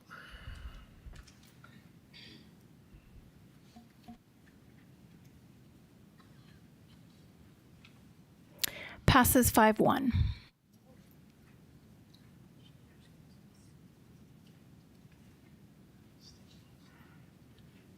Item 10C. Yep, and Tammy will take this one on as well. This is the preliminary plat that's associated with the annexation as well. So this is the rest of the property. It consists of 31.4 acres, and there's proposed 200 units on this property. Like I said, this is where the future Jenna Lane that you've seen before, that's going to be a city roadway right away, and then the future James Lane to the south there. So the request, this is part of the Deepwell Ranch Master Plan that's zoned SPC, proposed 200 units on approximately 31.4 acres. And that also includes the previous annex, because when the final plat comes in, it will be within the city and annexed. The master plan, the Deepwell Ranch Master Plan, designated as a V village, which allows for this type of density, and the property is currently vacant. There were no cows out there either when I posted it. So this is the preliminary plat as proposed. They do have 2 entrance points to the north by the annex parcel onto Jenna Lane, and then also to the south there's a main entrance. So they will have 2 entrances to this portion of the South Ranch. This just kind of shows the summary of it, the standard lot sizes, the zoning designation, the gross area. This is pretty consistent with the rest of South Ranch you've seen over the last few meetings that's come forward. These are things that are taken in consideration when we look at preliminary plats. This has been reviewed by all reviewing agencies, including the airport. As you've seen the last few meetings, all the disclosures and everything, this is a consideration, the last phase, I believe, of South Ranch coming forward. So all of the disclosures and everything will carry forward to this phase that you've seen previously to address the airport concerns. And that concludes my presentation, or unless you want me to talk longer and be here longer. Councilman Moore. I think for the public's clarification, Tammy, this is just part of the development agreement passed back in 2017. So this is not something that we can vote against, so to speak, because the council has already approved it and we have a contractual obligation with this development agreement. Is that correct? Yes, it's part of the Deepwell Ranch Master Plan and allowed as part of their units that have been approved per that master plan and development agreement. So while I may not personally agree with mass grading or development, this project has been approved previously and is part of a development agreement. Yes. Thank you. Councilmember Rusing. Thank you. Well, we've received a wonderful sales pitch from the legal department, Gambogi and Burham, but I haven't seen anything in writing. You know, the packet doesn't have anything in writing. There were several stipulations and conditions that were put upon this parcel. Any disclosures? I haven't seen any releases. I haven't seen anything about airport noise. So we're basically going to have 400 more people complaining about the noise, but I have not seen anything in writing to take care of that problem. We do have the same information that's been provided with the previous phases under South Ranch. This is still part of the South Ranch you've seen in previous meetings. I have the slides to show all the disclosures and paperwork and everything that will be included that you've seen previously. If we need to see it again, we'd be happy to show that. I have it available if you need to see it again, and they can go through those disclosures and paperwork again if you'd like. Okay, thank you. You're welcome. Do we have any public comment on this? No, Mayor.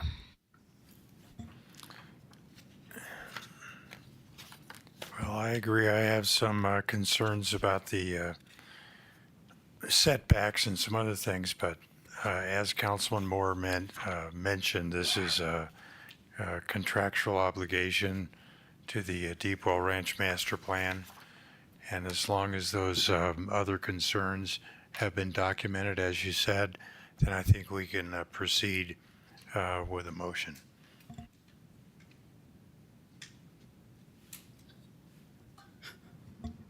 Councilman Moore?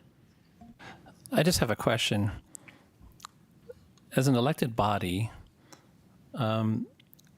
let's just hypothetically say that we just really didn't like this, and a majority of us voted against it. Wouldn't we be in violation of our duty as a member of the City Council because of the development agreement that has already approved this development, and so legally we really shouldn't be able to vote against it? I can address that. As council, when it comes to plats, the role is administrative or ministerial, not legislative. And so you're correct. To the extent that our actions would prohibit them from using land that they're entitled to use in the way that they're entitled to use it, then it could subject us to possible liability.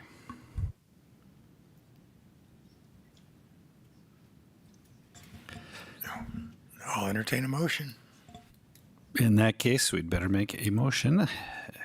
Mayor, I move that we approve PLN 23-003. Second. Motion is second. Please vote.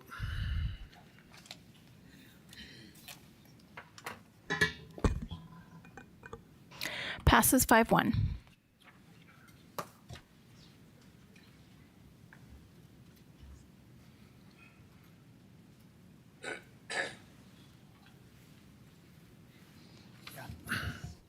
Item 10D. Thank you, Mayor. This item is a site plan for a project at Lakeview Plaza. This is a 90-unit apartment complex. Right now, this really came through as a result of the water request to go to be approved, and they had to appeal it to council because of our water policy and the amount that they're requesting. Currently, there is no project that's planned at this time. But they did have to provide a site plan to request the needed water for the property. So site plan, I'll let George go through the site plan, and if council approves both the site plan and the water, at this point, we don't necessarily know that there will be a project forthcoming quickly, but it would fit within a future project, would fit in that area based upon that. Thank you, City Manager. Again, this is a proposal for a 90-unit apartment complex on approximately 3 acres. The property is located in Lakeview Plaza. It's a commercial center. The back of the property, the south edge of the property in the southwest corner is the location proposed for the apartment complex. You can see from the aerial photography, it is flat, mostly flat and graded. I have a street view picture I'll show you in just a moment. It's comprised of 4 parcels right now. In combination, those 4 parcels are the 2.98 acres. The area is graded. It has been graded for some time and marketed. The area probably will be graded somewhat lower in order to accommodate construction so that it's closer to the street level of the adjacent street within the existing commercial subdivision. And the conceptual rendering includes 3 buildings. Each of the buildings is 4 stories in height for a total of 90 units. As you can see, they're pushed back against the cut bank that you see in the upper right of the picture. So the lower floor to possibly 2 floors would be hidden from the residential development that is east of this location and south of this location. They provided adequate setbacks and parking based on our code, so it meets the count, the parking count. A landscape plan was not submitted to us as part of this proposal, but would be required prior to any building construction projects, and that landscape plan includes some code criteria for tree plantings and landscaping of parking lot islands to help reduce some of the heat island effect that comes from paving. When we get a site plan for review, our Planning Commission looks at all of these items. These items are generally listed in our Land Development Code for any type of site design criteria, whether it's a site plan for apartments or whether it's a site plan for commercial development. Among those things are potential locations for parking, the curbs, locations for water and sewer lines, which are unknown at this time, again, because of the conceptual nature of the project. We look at access. In this particular case, the primary access would be through the commercial subdivision, through the center street that runs through the subdivision. There is a secondary access already existing on Mogollon Road, and the apartments are primarily 2-bedroom. That accounts for the requirement for 200 parking spaces. Their site plan indicates 200 parking spaces. The commercial zoning is business general. It allows the maximum height of 50 feet. The 4 stories should be somewhere in the range of 45 feet in height. Generally, this type of structure would have a flat roof and parapet, bringing it down somewhat from a pitched roof type of structure. And again, they will have to have landscaping plans in detail, along with any other amenities that they may want to put on the site at the time of building permitting. The project requires 11.78 acre feet of water. That is 2.8% over the 50% of the remaining budget. So an appeal is part of this process. That appeal was heard at Water Issues Committee. The recommendation was to move it forward to this body for action. That would be, again, 52.8% of the remaining water budget, where the current policy caps it at 50% of the water budget. So a minor appeal, is the term, is necessary. If that appeal is granted as part of the approval of the project, we have 2 possible motions for this. One is to approve the site plan as shown, and the other is to approve the water service agreement at 11.78 acre feet, assuming the appeal. And I do want to point out we have a representative of the developer / applicant here to help answer questions about the project. With that, I will end my presentation. Councilman Moore. Thank you, Mayor. I'd just like to bring up several points. There's pros and cons with this project, but I think I'd like to make several points. Number one, I'm certainly not in favor of urban sprawl, and this is not urban sprawl. This is inside a commercial corridor, and it would prevent urban sprawl, and so that is going for it. It is also a possible solution to affordable housing, possibly, which obviously is a major priority for this council. I also think it's a lower water use than if we were to build 90 residential houses. If we were to build 90 houses, we would have much higher water demand. So I think it does several things. It prevents urban sprawl, it uses less water, and maybe it affords affordable housing. It's close to Embry-Riddle. I do have concerns, however. One is traffic and congestion. My concern is where this property is located, the only way people can get to Willow, well, they can get to Willow Creek Road, but there's no light to turn left. And they can get to Willow Lake Road, but there's no light to turn left. And so it's fairly easy to turn right in both of these scenarios, but it's fairly difficult to turn left in both of these scenarios. So I just want to bring that up, that it will increase traffic congestion at a place where it is already fairly congested, and there is not light access to turn left at either major arterial road. Councilmember Rusing. Thank you. I'm looking at the plat, and do I only see one driveway for egress and ingress for this project? The site plan shows an access off of what's called Center Street. It's the street along the north edge of the project property, and that's onto the main street that runs through the commercial center. There is also an access onto the street that goes out to Mogollon. So there are 2 ways in and out of the parking lot, one at the north edge, and I apologize, it's a little confusing, one at the east side and one at the north side. Because I'm just looking at this map, and I do not see any clearly defined driveways at all. Do you know how wide these driveways are supposed to be? Driveway minimum width is 20 feet within the drive aisles and 24 at the entrances to the streets. So a garbage truck can get in and out? Yes. And I also have a question about stormwater runoff, because we have a massive parking lot for 200 cars here that's kind going to cause a problem, plus the runoff from the buildings. Do we have a drainage plan or a detention basin, or what are we doing here with the We runoff? do not have a drainage plan yet. That's typically something that comes in with the infrastructure project that would occur to bring water, sewer, and drainage infrastructure into the site at a later date. That's something that's done as the first stage in permitting. Usually that is a separate engineering permit and then followed with the actual construction permits for the buildings at a later date.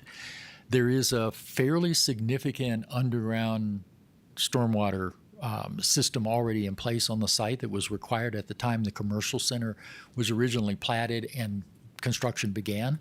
So we have made some prior commitment to water runoff with the city requiring the developer of the site to put in a relatively large water system underneath of the existing center street. Well, I just have a problem with, this is only a 3-acre parcel, and they're cramming 3 buildings, almost 100 units, and 200 parking lot spaces into this 3 acres. And I don't see any amenities like open space or anything for the residents, walk their dog or anything. Good question. That may be something looks- that the applicant could answer. It for looks, it just doesn't look like it would reflect our values here in Prescott, our quality of life. It just looks, I don't know, I've just never seen a plat like this. It is, yeah. Mr. Mayor, can we request the applicant come up and speak to that? Well, Ken, what do you think?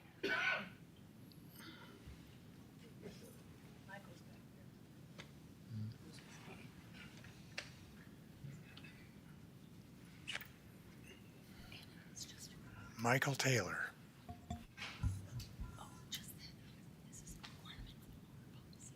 Mayor, members of the council, I guess Ken's going to make me do it today. So, first, let me respond to Councilmember Moore about the stoplight. Actually, when you access Mogollon from this site, if you turn right on Mogollon, there is a light to the west that you can access. That light comes out onto Willow Creek Road. I'm sorry, I don't know the name of that road. Montana. Montoya. Okay. So is there additional questions? Councilmember Rusing, you had a couple. Yes, are there, how many driveways are there for egress and ingress to this property? There are 2, as There's Mr. 2. Worley pointed out, one on the east side and one on the north side. Both access internally to the center, and then there's multiple ways out onto Willow Creek and Willow Lake and Mogollon from this center. Mm-hmm.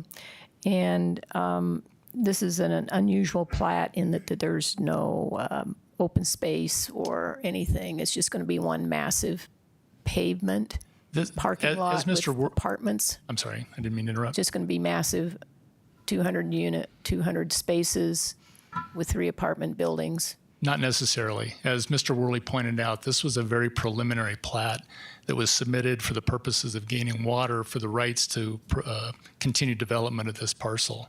The final plat will ultimately not look anything like this, would be my guess. Thank you. So, Michael, you'll probably be moving these building footprints in a different location on this plat. I mean, obviously, somebody parking at the very end of this 200-unit parking space, trying to get their groceries into their third-floor apartment, would have a little difficulty. Yeah, Mayor, thank you for the question. This plat was put together somewhat hastily, quite frankly. We were anxious to get an application in after the July 1st water policy. So we have a lot of work to do on this, and we'll consider all these things, open space and access to the buildings. I would ask you to not get too wound up on this particular layout. Yeah, I understand some of the hurdles that are in place because of the water allocation, semi-annual allocation. Right. In fact, our policy committee will be recommending a new allocation effective January 1, and that has to be determined in the last meeting of December. Right. So we're getting very close to that period right now. Councilwoman Cantelme? Thank you, Mayor. Hi there. Mr. Taylor, I was actually in planning and zoning when this came forward first, and I know that there was some talk about potentially moving the buildings away from the cut in the back because of some of the problems with the neighbors up top. Is that still sort of the plan? That's certainly something that we would consider, yes. Okay. You know, we have a little, and I'm doing this for the benefit of the public. The process is backwards in a lot of people's mind. They have to understand, because of our water policy, like he referred to, they're quick to get a preliminary concept drawing in order to get a water allocation. It doesn't make any sense to spend all the money on a design, get all the blueprints, and then go in for water and get turned down because there's too much money involved in it. So what we do now with this is once the water is allocated, then you can go back financially and go to the drawing board and get an actual drawing. And I'm imagining that, like all apartment complexes, you'll have landscaping and hardscaping and maybe a water fountain or whatever you've got going on at the final phase for the rendering.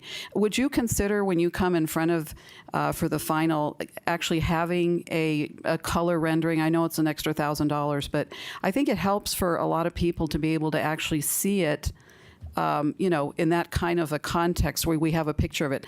If you're looking at that, that's disturbing for a lot of people. Understood. Yeah. Understood. And you're absolutely right. Part of this process is we can't get people interested in looking at this project if they don't think they can get water. We have to be able to get the water first, and then we can design a project that is appropriate and meets the values. And that's why I want to just explain that to the public, because it does seem like it's backwards. It just happened with the redevelopment of the old city hall. Somebody comes forward with a concept drawing and everybody went crazy because it was never going to fit. I think a lot of explanation up front would have been good in that situation to understand, but because of the water process, it's all a calculation. You've got to figure out how many units are there. It's all about the numbers and the money and the profit in the beginning to decide whether or not a builder goes forward. So I just wanted to explain that to everybody. I know it seems backwards because we constantly have this problem of looking at something like that and everybody gets outraged and then it's not that. So thank you. Good points. Councilman Tenney. Thank you, Mayor. I wanted to echo some of the things real briefly that Councilman Moore said. I'm not in favor of, lots of extra people, but I am in favor of private property rights. If 90 new units are going to be built out someplace else, we're looking at urban sprawl. If it's in the county, these people can draw unquantified, unlimited amounts of water from our aquifer. Here, we're looking at 11.78 acre feet at potentially approving here, so there's some positives there. My key concern as well was, and Cathey's expressed it well, I think Eric has as well, ingress and egress. Confirm for me one more time that this hooks up to Mogollon, which does hook up to Montaigne, and so there is a way for people to use a light to get out on Willow Creek, both right and left. Okay, that helps me get my head around that better. Something's going to be built here for sure. There's Goodwill on one side and a car wash on the other side, and so it's not. In some ways, it's not prime real estate, and the fact that we can get some infill with homes that I don't, nobody's making promises this will be affordable housing, quote unquote, but a higher stock of apartments does help with that issue that we've been looking at quite a lot. So those are all things that go through my mind. My question is this, and I think it's maybe for George, and this might be totally unfair. I'm going to catch you off guard, but you've got enough experience. You might be able to ballpark this for me. The car wash in front, so we're looking at 11.78 acre feet here for residential. Do you have any ballpark guess as to what that car wash uses in a year, roughly, based on other things, or is that just unfair? More or less? I do not. Okay. Yeah, sorry. My guess is it's probably more than these folks are going to be using. There was an estimation done at the time the car wash came through, but I don't recall what that number was. Fair enough. Yeah, I mean, 12, roughly 12 acre feet does seem like a lot, but again, for residential, the type of residential we're doing here, that's about the most water efficient we can get. So those are all thoughts that go through my mind. I'm inclined to say yes on this. Also, if I may, This project was submitted in the very beginning of July when the water budget was new, the 25 acre feet for commercial development.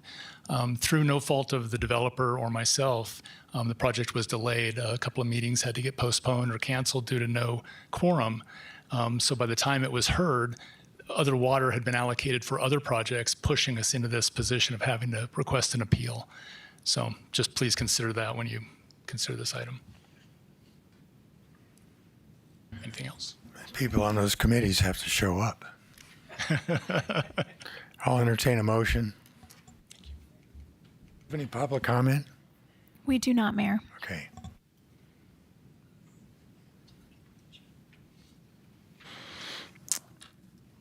Mayor, I move to approve Site 23007 per the site plan submitted.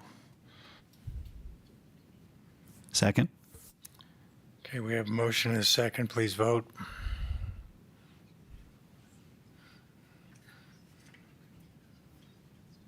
Passes 5-0. And Mayor, I move to approve WSA 23-040. Second. Motion and a second. Please vote.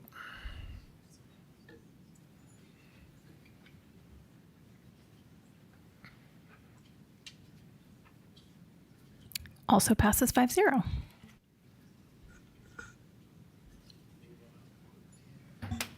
Tenney next.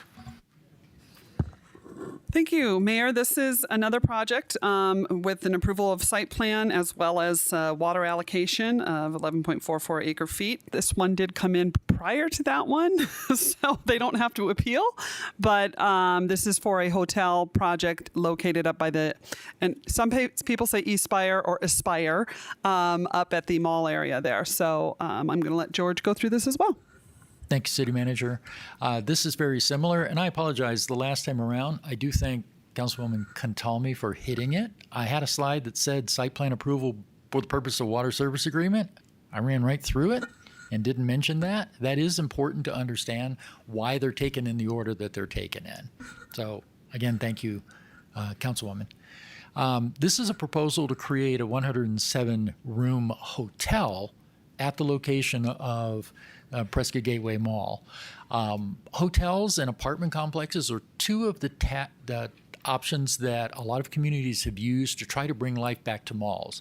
Bringing people either living there or hotels for people to stay at while they're visiting in the vicinity of a mall often provides additional customers and can bring back the economic viability of a mall. The proposed hotel is on a 10-acre site, but it doesn't take the full 10 acres of the property. The objective per the applicant is to create a nice 3-story hotel, and I do have some color renderings for you. This project is a little further along in the design phase than the previous one. The location is near the former Sears, now Eastspire project. Again, a location, it's in the parking lot. Currently, the proposal would be to construct a sort of a freestanding site, the building with its own parking all within the area leased to or sold to the hotel developer. The area in question would be shown in orange on the map here. It takes a lot of the parking out of the existing parking lot, but then puts parking back in around the site in a different configuration to accommodate the hotel use. This is turned, so the north arrow is actually off to the right. That is the footprint of the hotel with its own parking. It is not a conference hotel, so the parking calculation was done based on the room count only and not conference base. There are some small meeting rooms, but it is not a conference hotel. Renderings that were provided by the applicant show typical. This is a standard hotel design for this hotel group. Nothing unusual about the design of the building or the look of the building. It is very standard. 107 parking spaces required for the 107 rooms proposed. If that number of 107 is reduced, the parking space requirement is reduced with it. It's 1 per room. Setback requirements are all met. It is in the center of a larger parcel, so the exterior setback requirements are well away from the existing building location or the proposed building location. This one, similar, will require a full landscape plan, although the plan they submitted to us did have some landscape details on it because this, again, is a little further along in the design process than the previous one. As mentioned previously, this project does not require an appeal to the water because it got ahead of the prior one and met the requirements, so it's under the 50% requirement. But there are 2 steps in the process: site plan approval and the water service agreement approval. Water service agreement at 11.44 acre feet. And with that, I would be happy to answer any questions you have about the project. Councilman Tenney. Pressing all the wrong buttons here. I apologize. I did not withdraw my request to speak from my previous request to speak, so I'm good. Appreciate it. Well, I know I've been following the Aspire Sports development and also the proposal for this hotel. I know I'm going to recognize you after I'm done. But I think that. Thank you. I think it'll kind of re-energize the mall itself. Not only will it provide occupants to be able to engage in this Aspire Sports Complex over the course of a winter that very few other sports complexes have the ability to do. And it also, I think, will provide more foot traffic for the mall itself. I mean, we've got a new owner there that's been putting a lot of financial support in upgrading that mall, and anything that we can do to support its ongoing success, I think is going to be very valuable. Councilman Moore. Thank you, Mayor. I was going to also say I like this project because, again, it's not urban sprawl. It's within a already developed area. I think that's really important. It's also in an area where there are several hotels currently. And like the mayor said, I think it's going to particularly benefit Aspire Sports. They have brought a tremendous asset to our community. And this is a way we can continue to support their efforts to expand a form of ecotourism. It's not ecotourism, it's sports tourism, I guess you could say. They're doing a lot of tournaments with pickleball and other events that they're hosting there, and this will provide a place for people that are traveling from within the state or out of the state to stay right next, adjacent to the facility where these events are occurring. So I think it's a win-win situation. Councilwoman Cantelme. Thank you, Mayor. I was in planning and zoning for this one as well, and I've got to say I took a trip to Minneapolis a few years ago, and I remember, and I referred to this in planning and zoning, a study I read about the Mall of America and how the Mall of America has thrived when all the other malls are dying. And part of the reason is this component that we have to import our customers.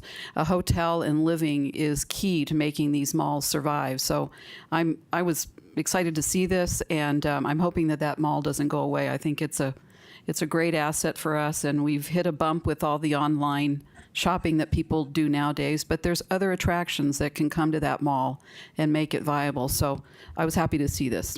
Thank you. Councilmember Rusing.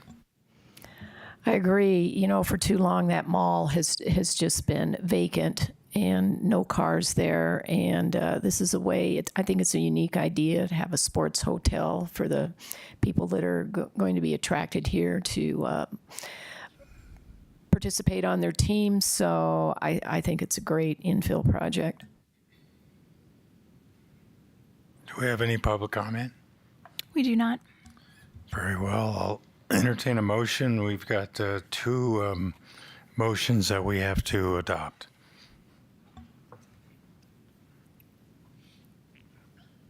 Jump right in there. Okay. Mayor, I move to approve Site 23-008. Second. Motion is second. Please vote.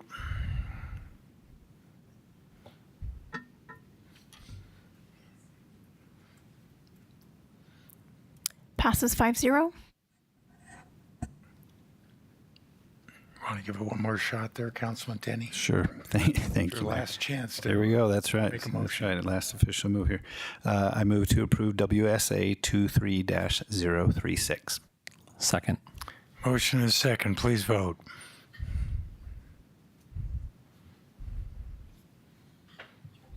Passes 5-0. Well, that concludes our agenda for our voting meeting. And now we'll have a presentation to one of our outgoing council members. So Councilman Tenney, if you want to join me out in the front.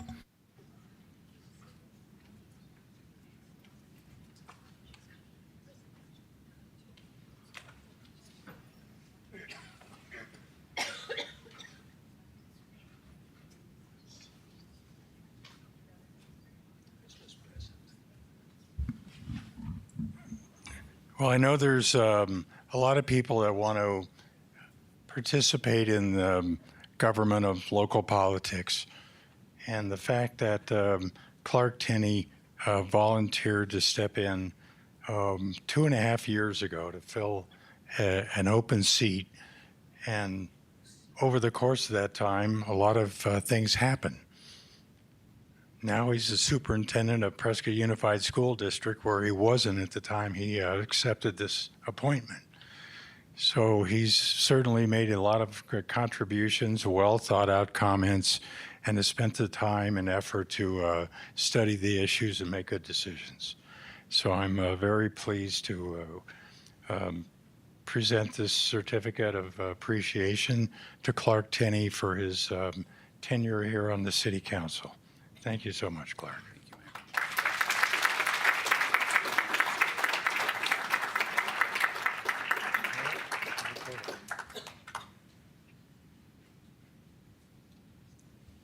I would be also presenting one to Steve Sischka, but he's apparently enjoying himself down in Cabo San Lucas. So I'll just say thanks to Steve.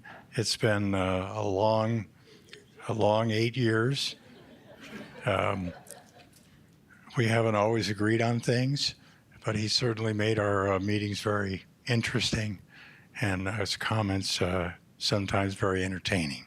So anybody that puts 8 years of time and effort and thousands of hours into our local government needs to be applauded for that. Thank you, Steve.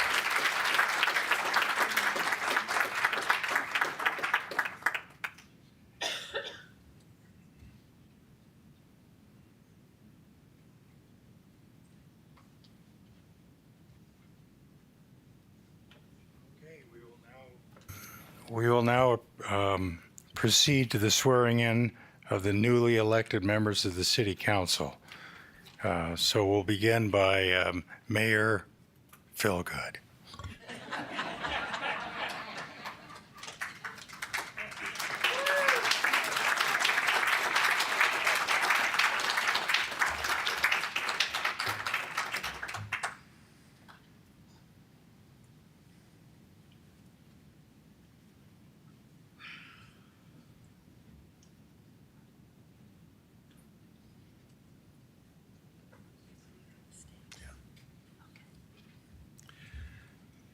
Please raise your right hand and repeat after me. I state your name. I, Phil Good, Do solemnly swear do solemnly swear that I will support and defend the Constitution of the United States that I will support and defend the Constitution of the United States and the Constitution and laws of the State of Arizona and the Constitution and laws of the State of Arizona and the Prescott City Charter, and the Prescott City Charter.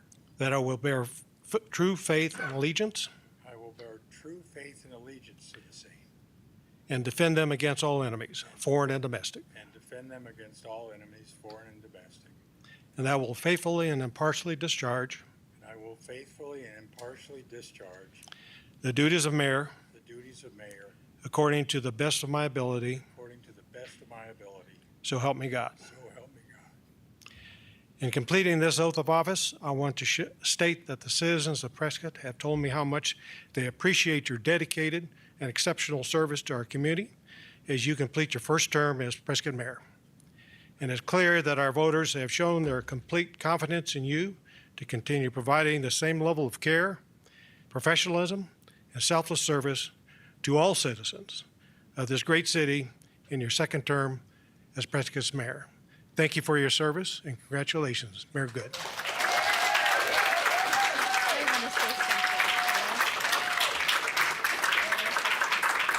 Ask him.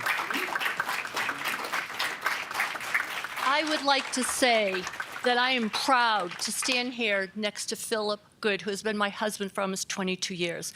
And I saw how he was elected to be mayor, and I saw him on a council for 4 years. And we are lucky. We should just Kiss him. No, you have somebody here who is principled, who has character, and says what he means and sticks to it. And he is not a liar. And I know because I live with him.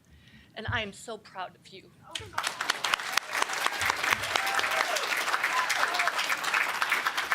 A little biased. All right, next up is Councilwoman Connie Cantelme.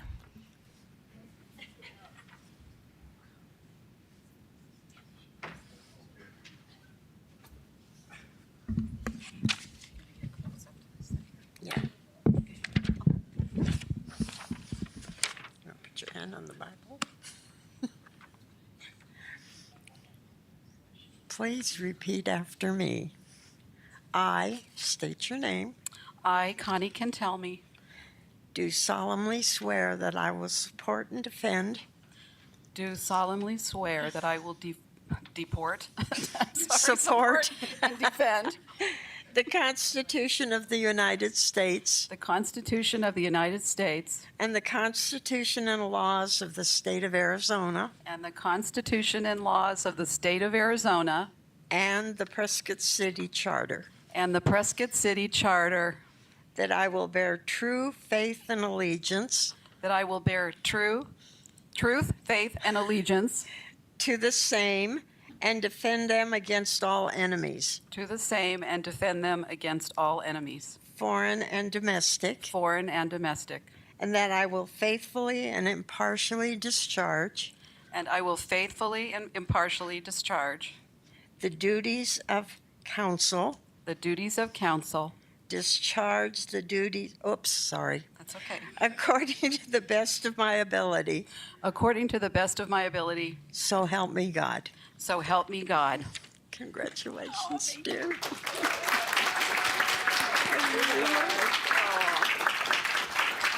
I just want to say that I would never be here except for this lady here, Sandra. A lifetime in the world of politics. She helped me navigate through, I'm going to be nice, everything. And then some. So thank you very much, Sandra. Thank you. Appreciate it.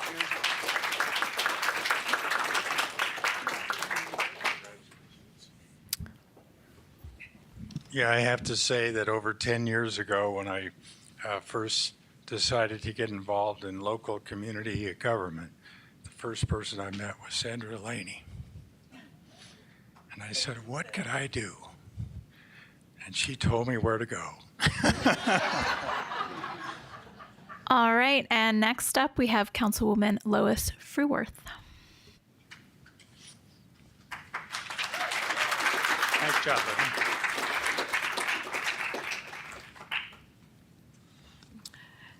Okay, well, repeat after me.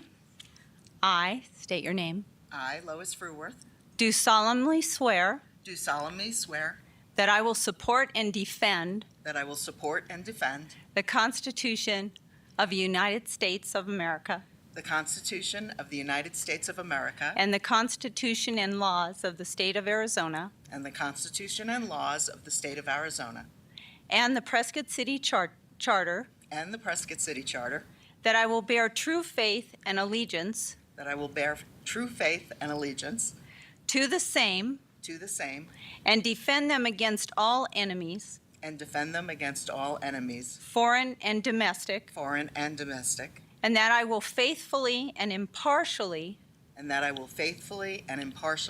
discharge the duties of councilwoman discharge the duties of councilwoman according to the best of my ability. according to the best of my abilities. So help me God. So help me God.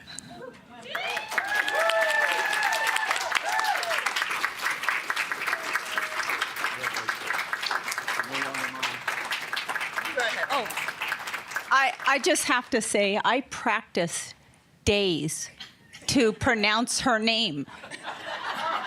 And I didn't get a chance. Lois Fruhwirth. There. Councilwoman. Thank you all. I wanted to also tell a quick story about my relationship with Mary Mallory. We didn't know each other 2 years ago, and I was the chairman of the Republican Party, and I went to go see Mary, and I wanted changes in transparency of our election processes, and I wanted changes in the design of our precincts so that our PCs could be more effective. And Mary and I, at the beginning, I kind of scared her, and we didn't get along on everything, but you know what we did? We stuck in it with each other, and we talked it through, and we worked things through, and guess what we have 2 years later? Everything we both wanted. So I think that's a tale for what we need in the next few years as we bring the city together and take on the big challenges we have ahead of us. So thank you.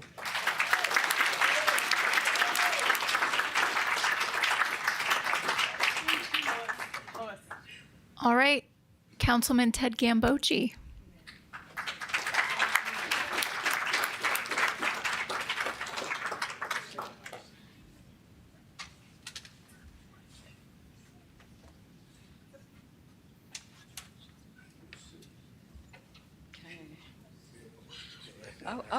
I'll hold it. I'll hold it. I I, Ted Gambogi, do solemnly swear do solemnly swear that I will support that I will support and defend the Constitution and defend the Constitution of the United States of the United States and the Constitution and laws and the Constitution and laws of the state of Arizona of the state of Arizona and the Prescott City Charter, and the Prescott City Charter, that I will bear true faith that I will bear true faith and allegiance and allegiance to the same and defend them to the same and defend them against all enemies, against all enemies, foreign and domestic, foreign and domestic, and that I will faithfully and that I will faithfully and impartially discharge and impartially discharge the duties of councilman the duties of councilman according to the best of my ability. according to the best of my ability. So help me God. So help me God.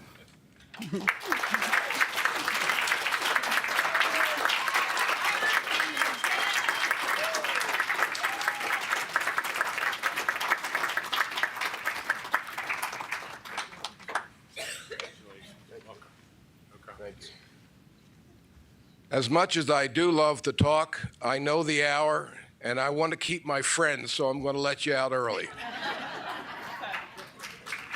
And Councilmember Rusing.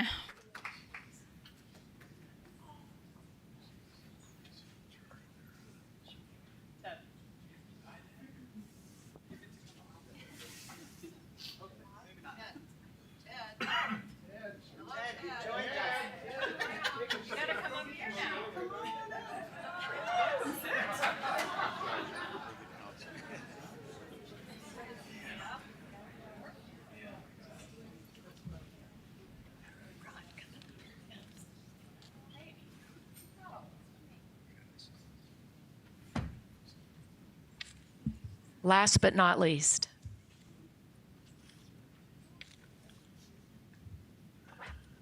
So repeat after me.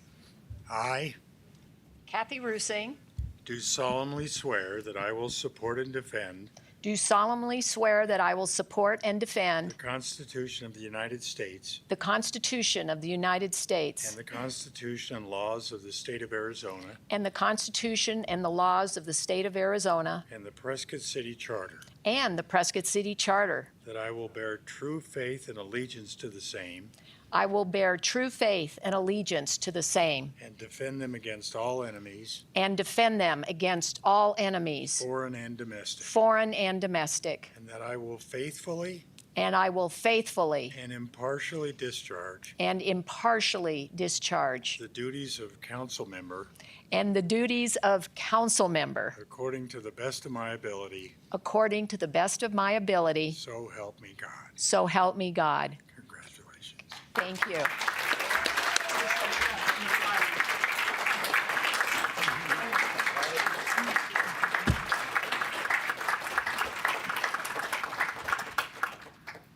I just would like to thank the voters of Prescott for having the trust in me to send me back here for another 4 years. Thank you very much. And I promise to fulfill my fiduciary duty to you, the people of Prescott. Thank you.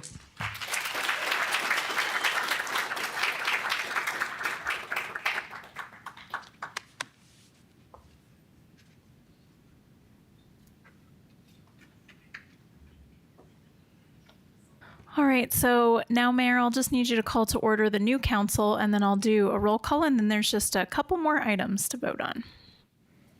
And we'll do an all in favor vote since I don't have our two newbies logged into their systems on the iPads yet.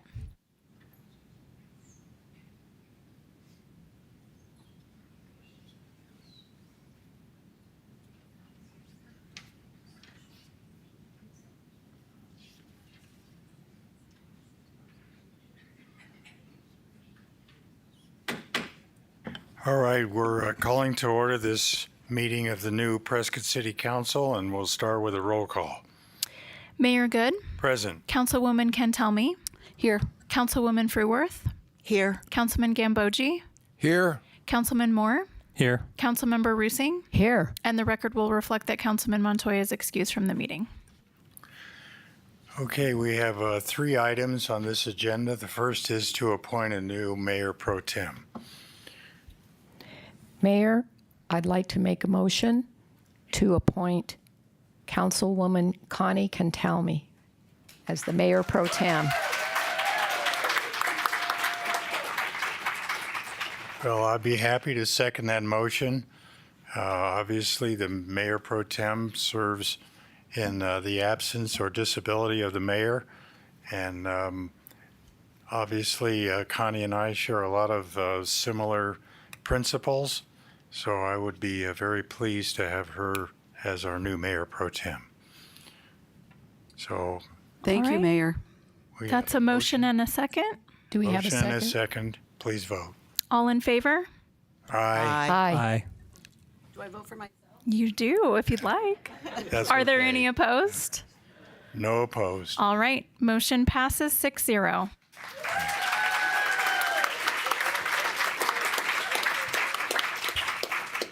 Come on over and take this seat here, Connie.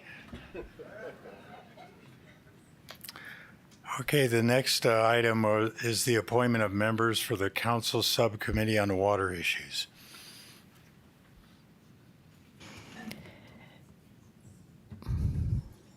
These will serve 2-year terms ending in December 2025.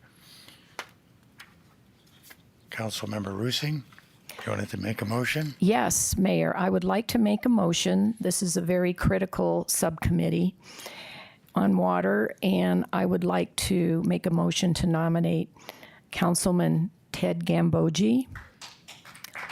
Also, Councilwoman Lois Fruhwirth. And last but not least, I would like to make a motion to nominate myself for another term on the Water Subcommittee. Very good. Well, I'd be happy to second that motion. So we have a motion and a second. Please vote. We do. All in favor? Aye. Aye. Aye. Any opposed? Any opposed? Passes 6-0. Very good.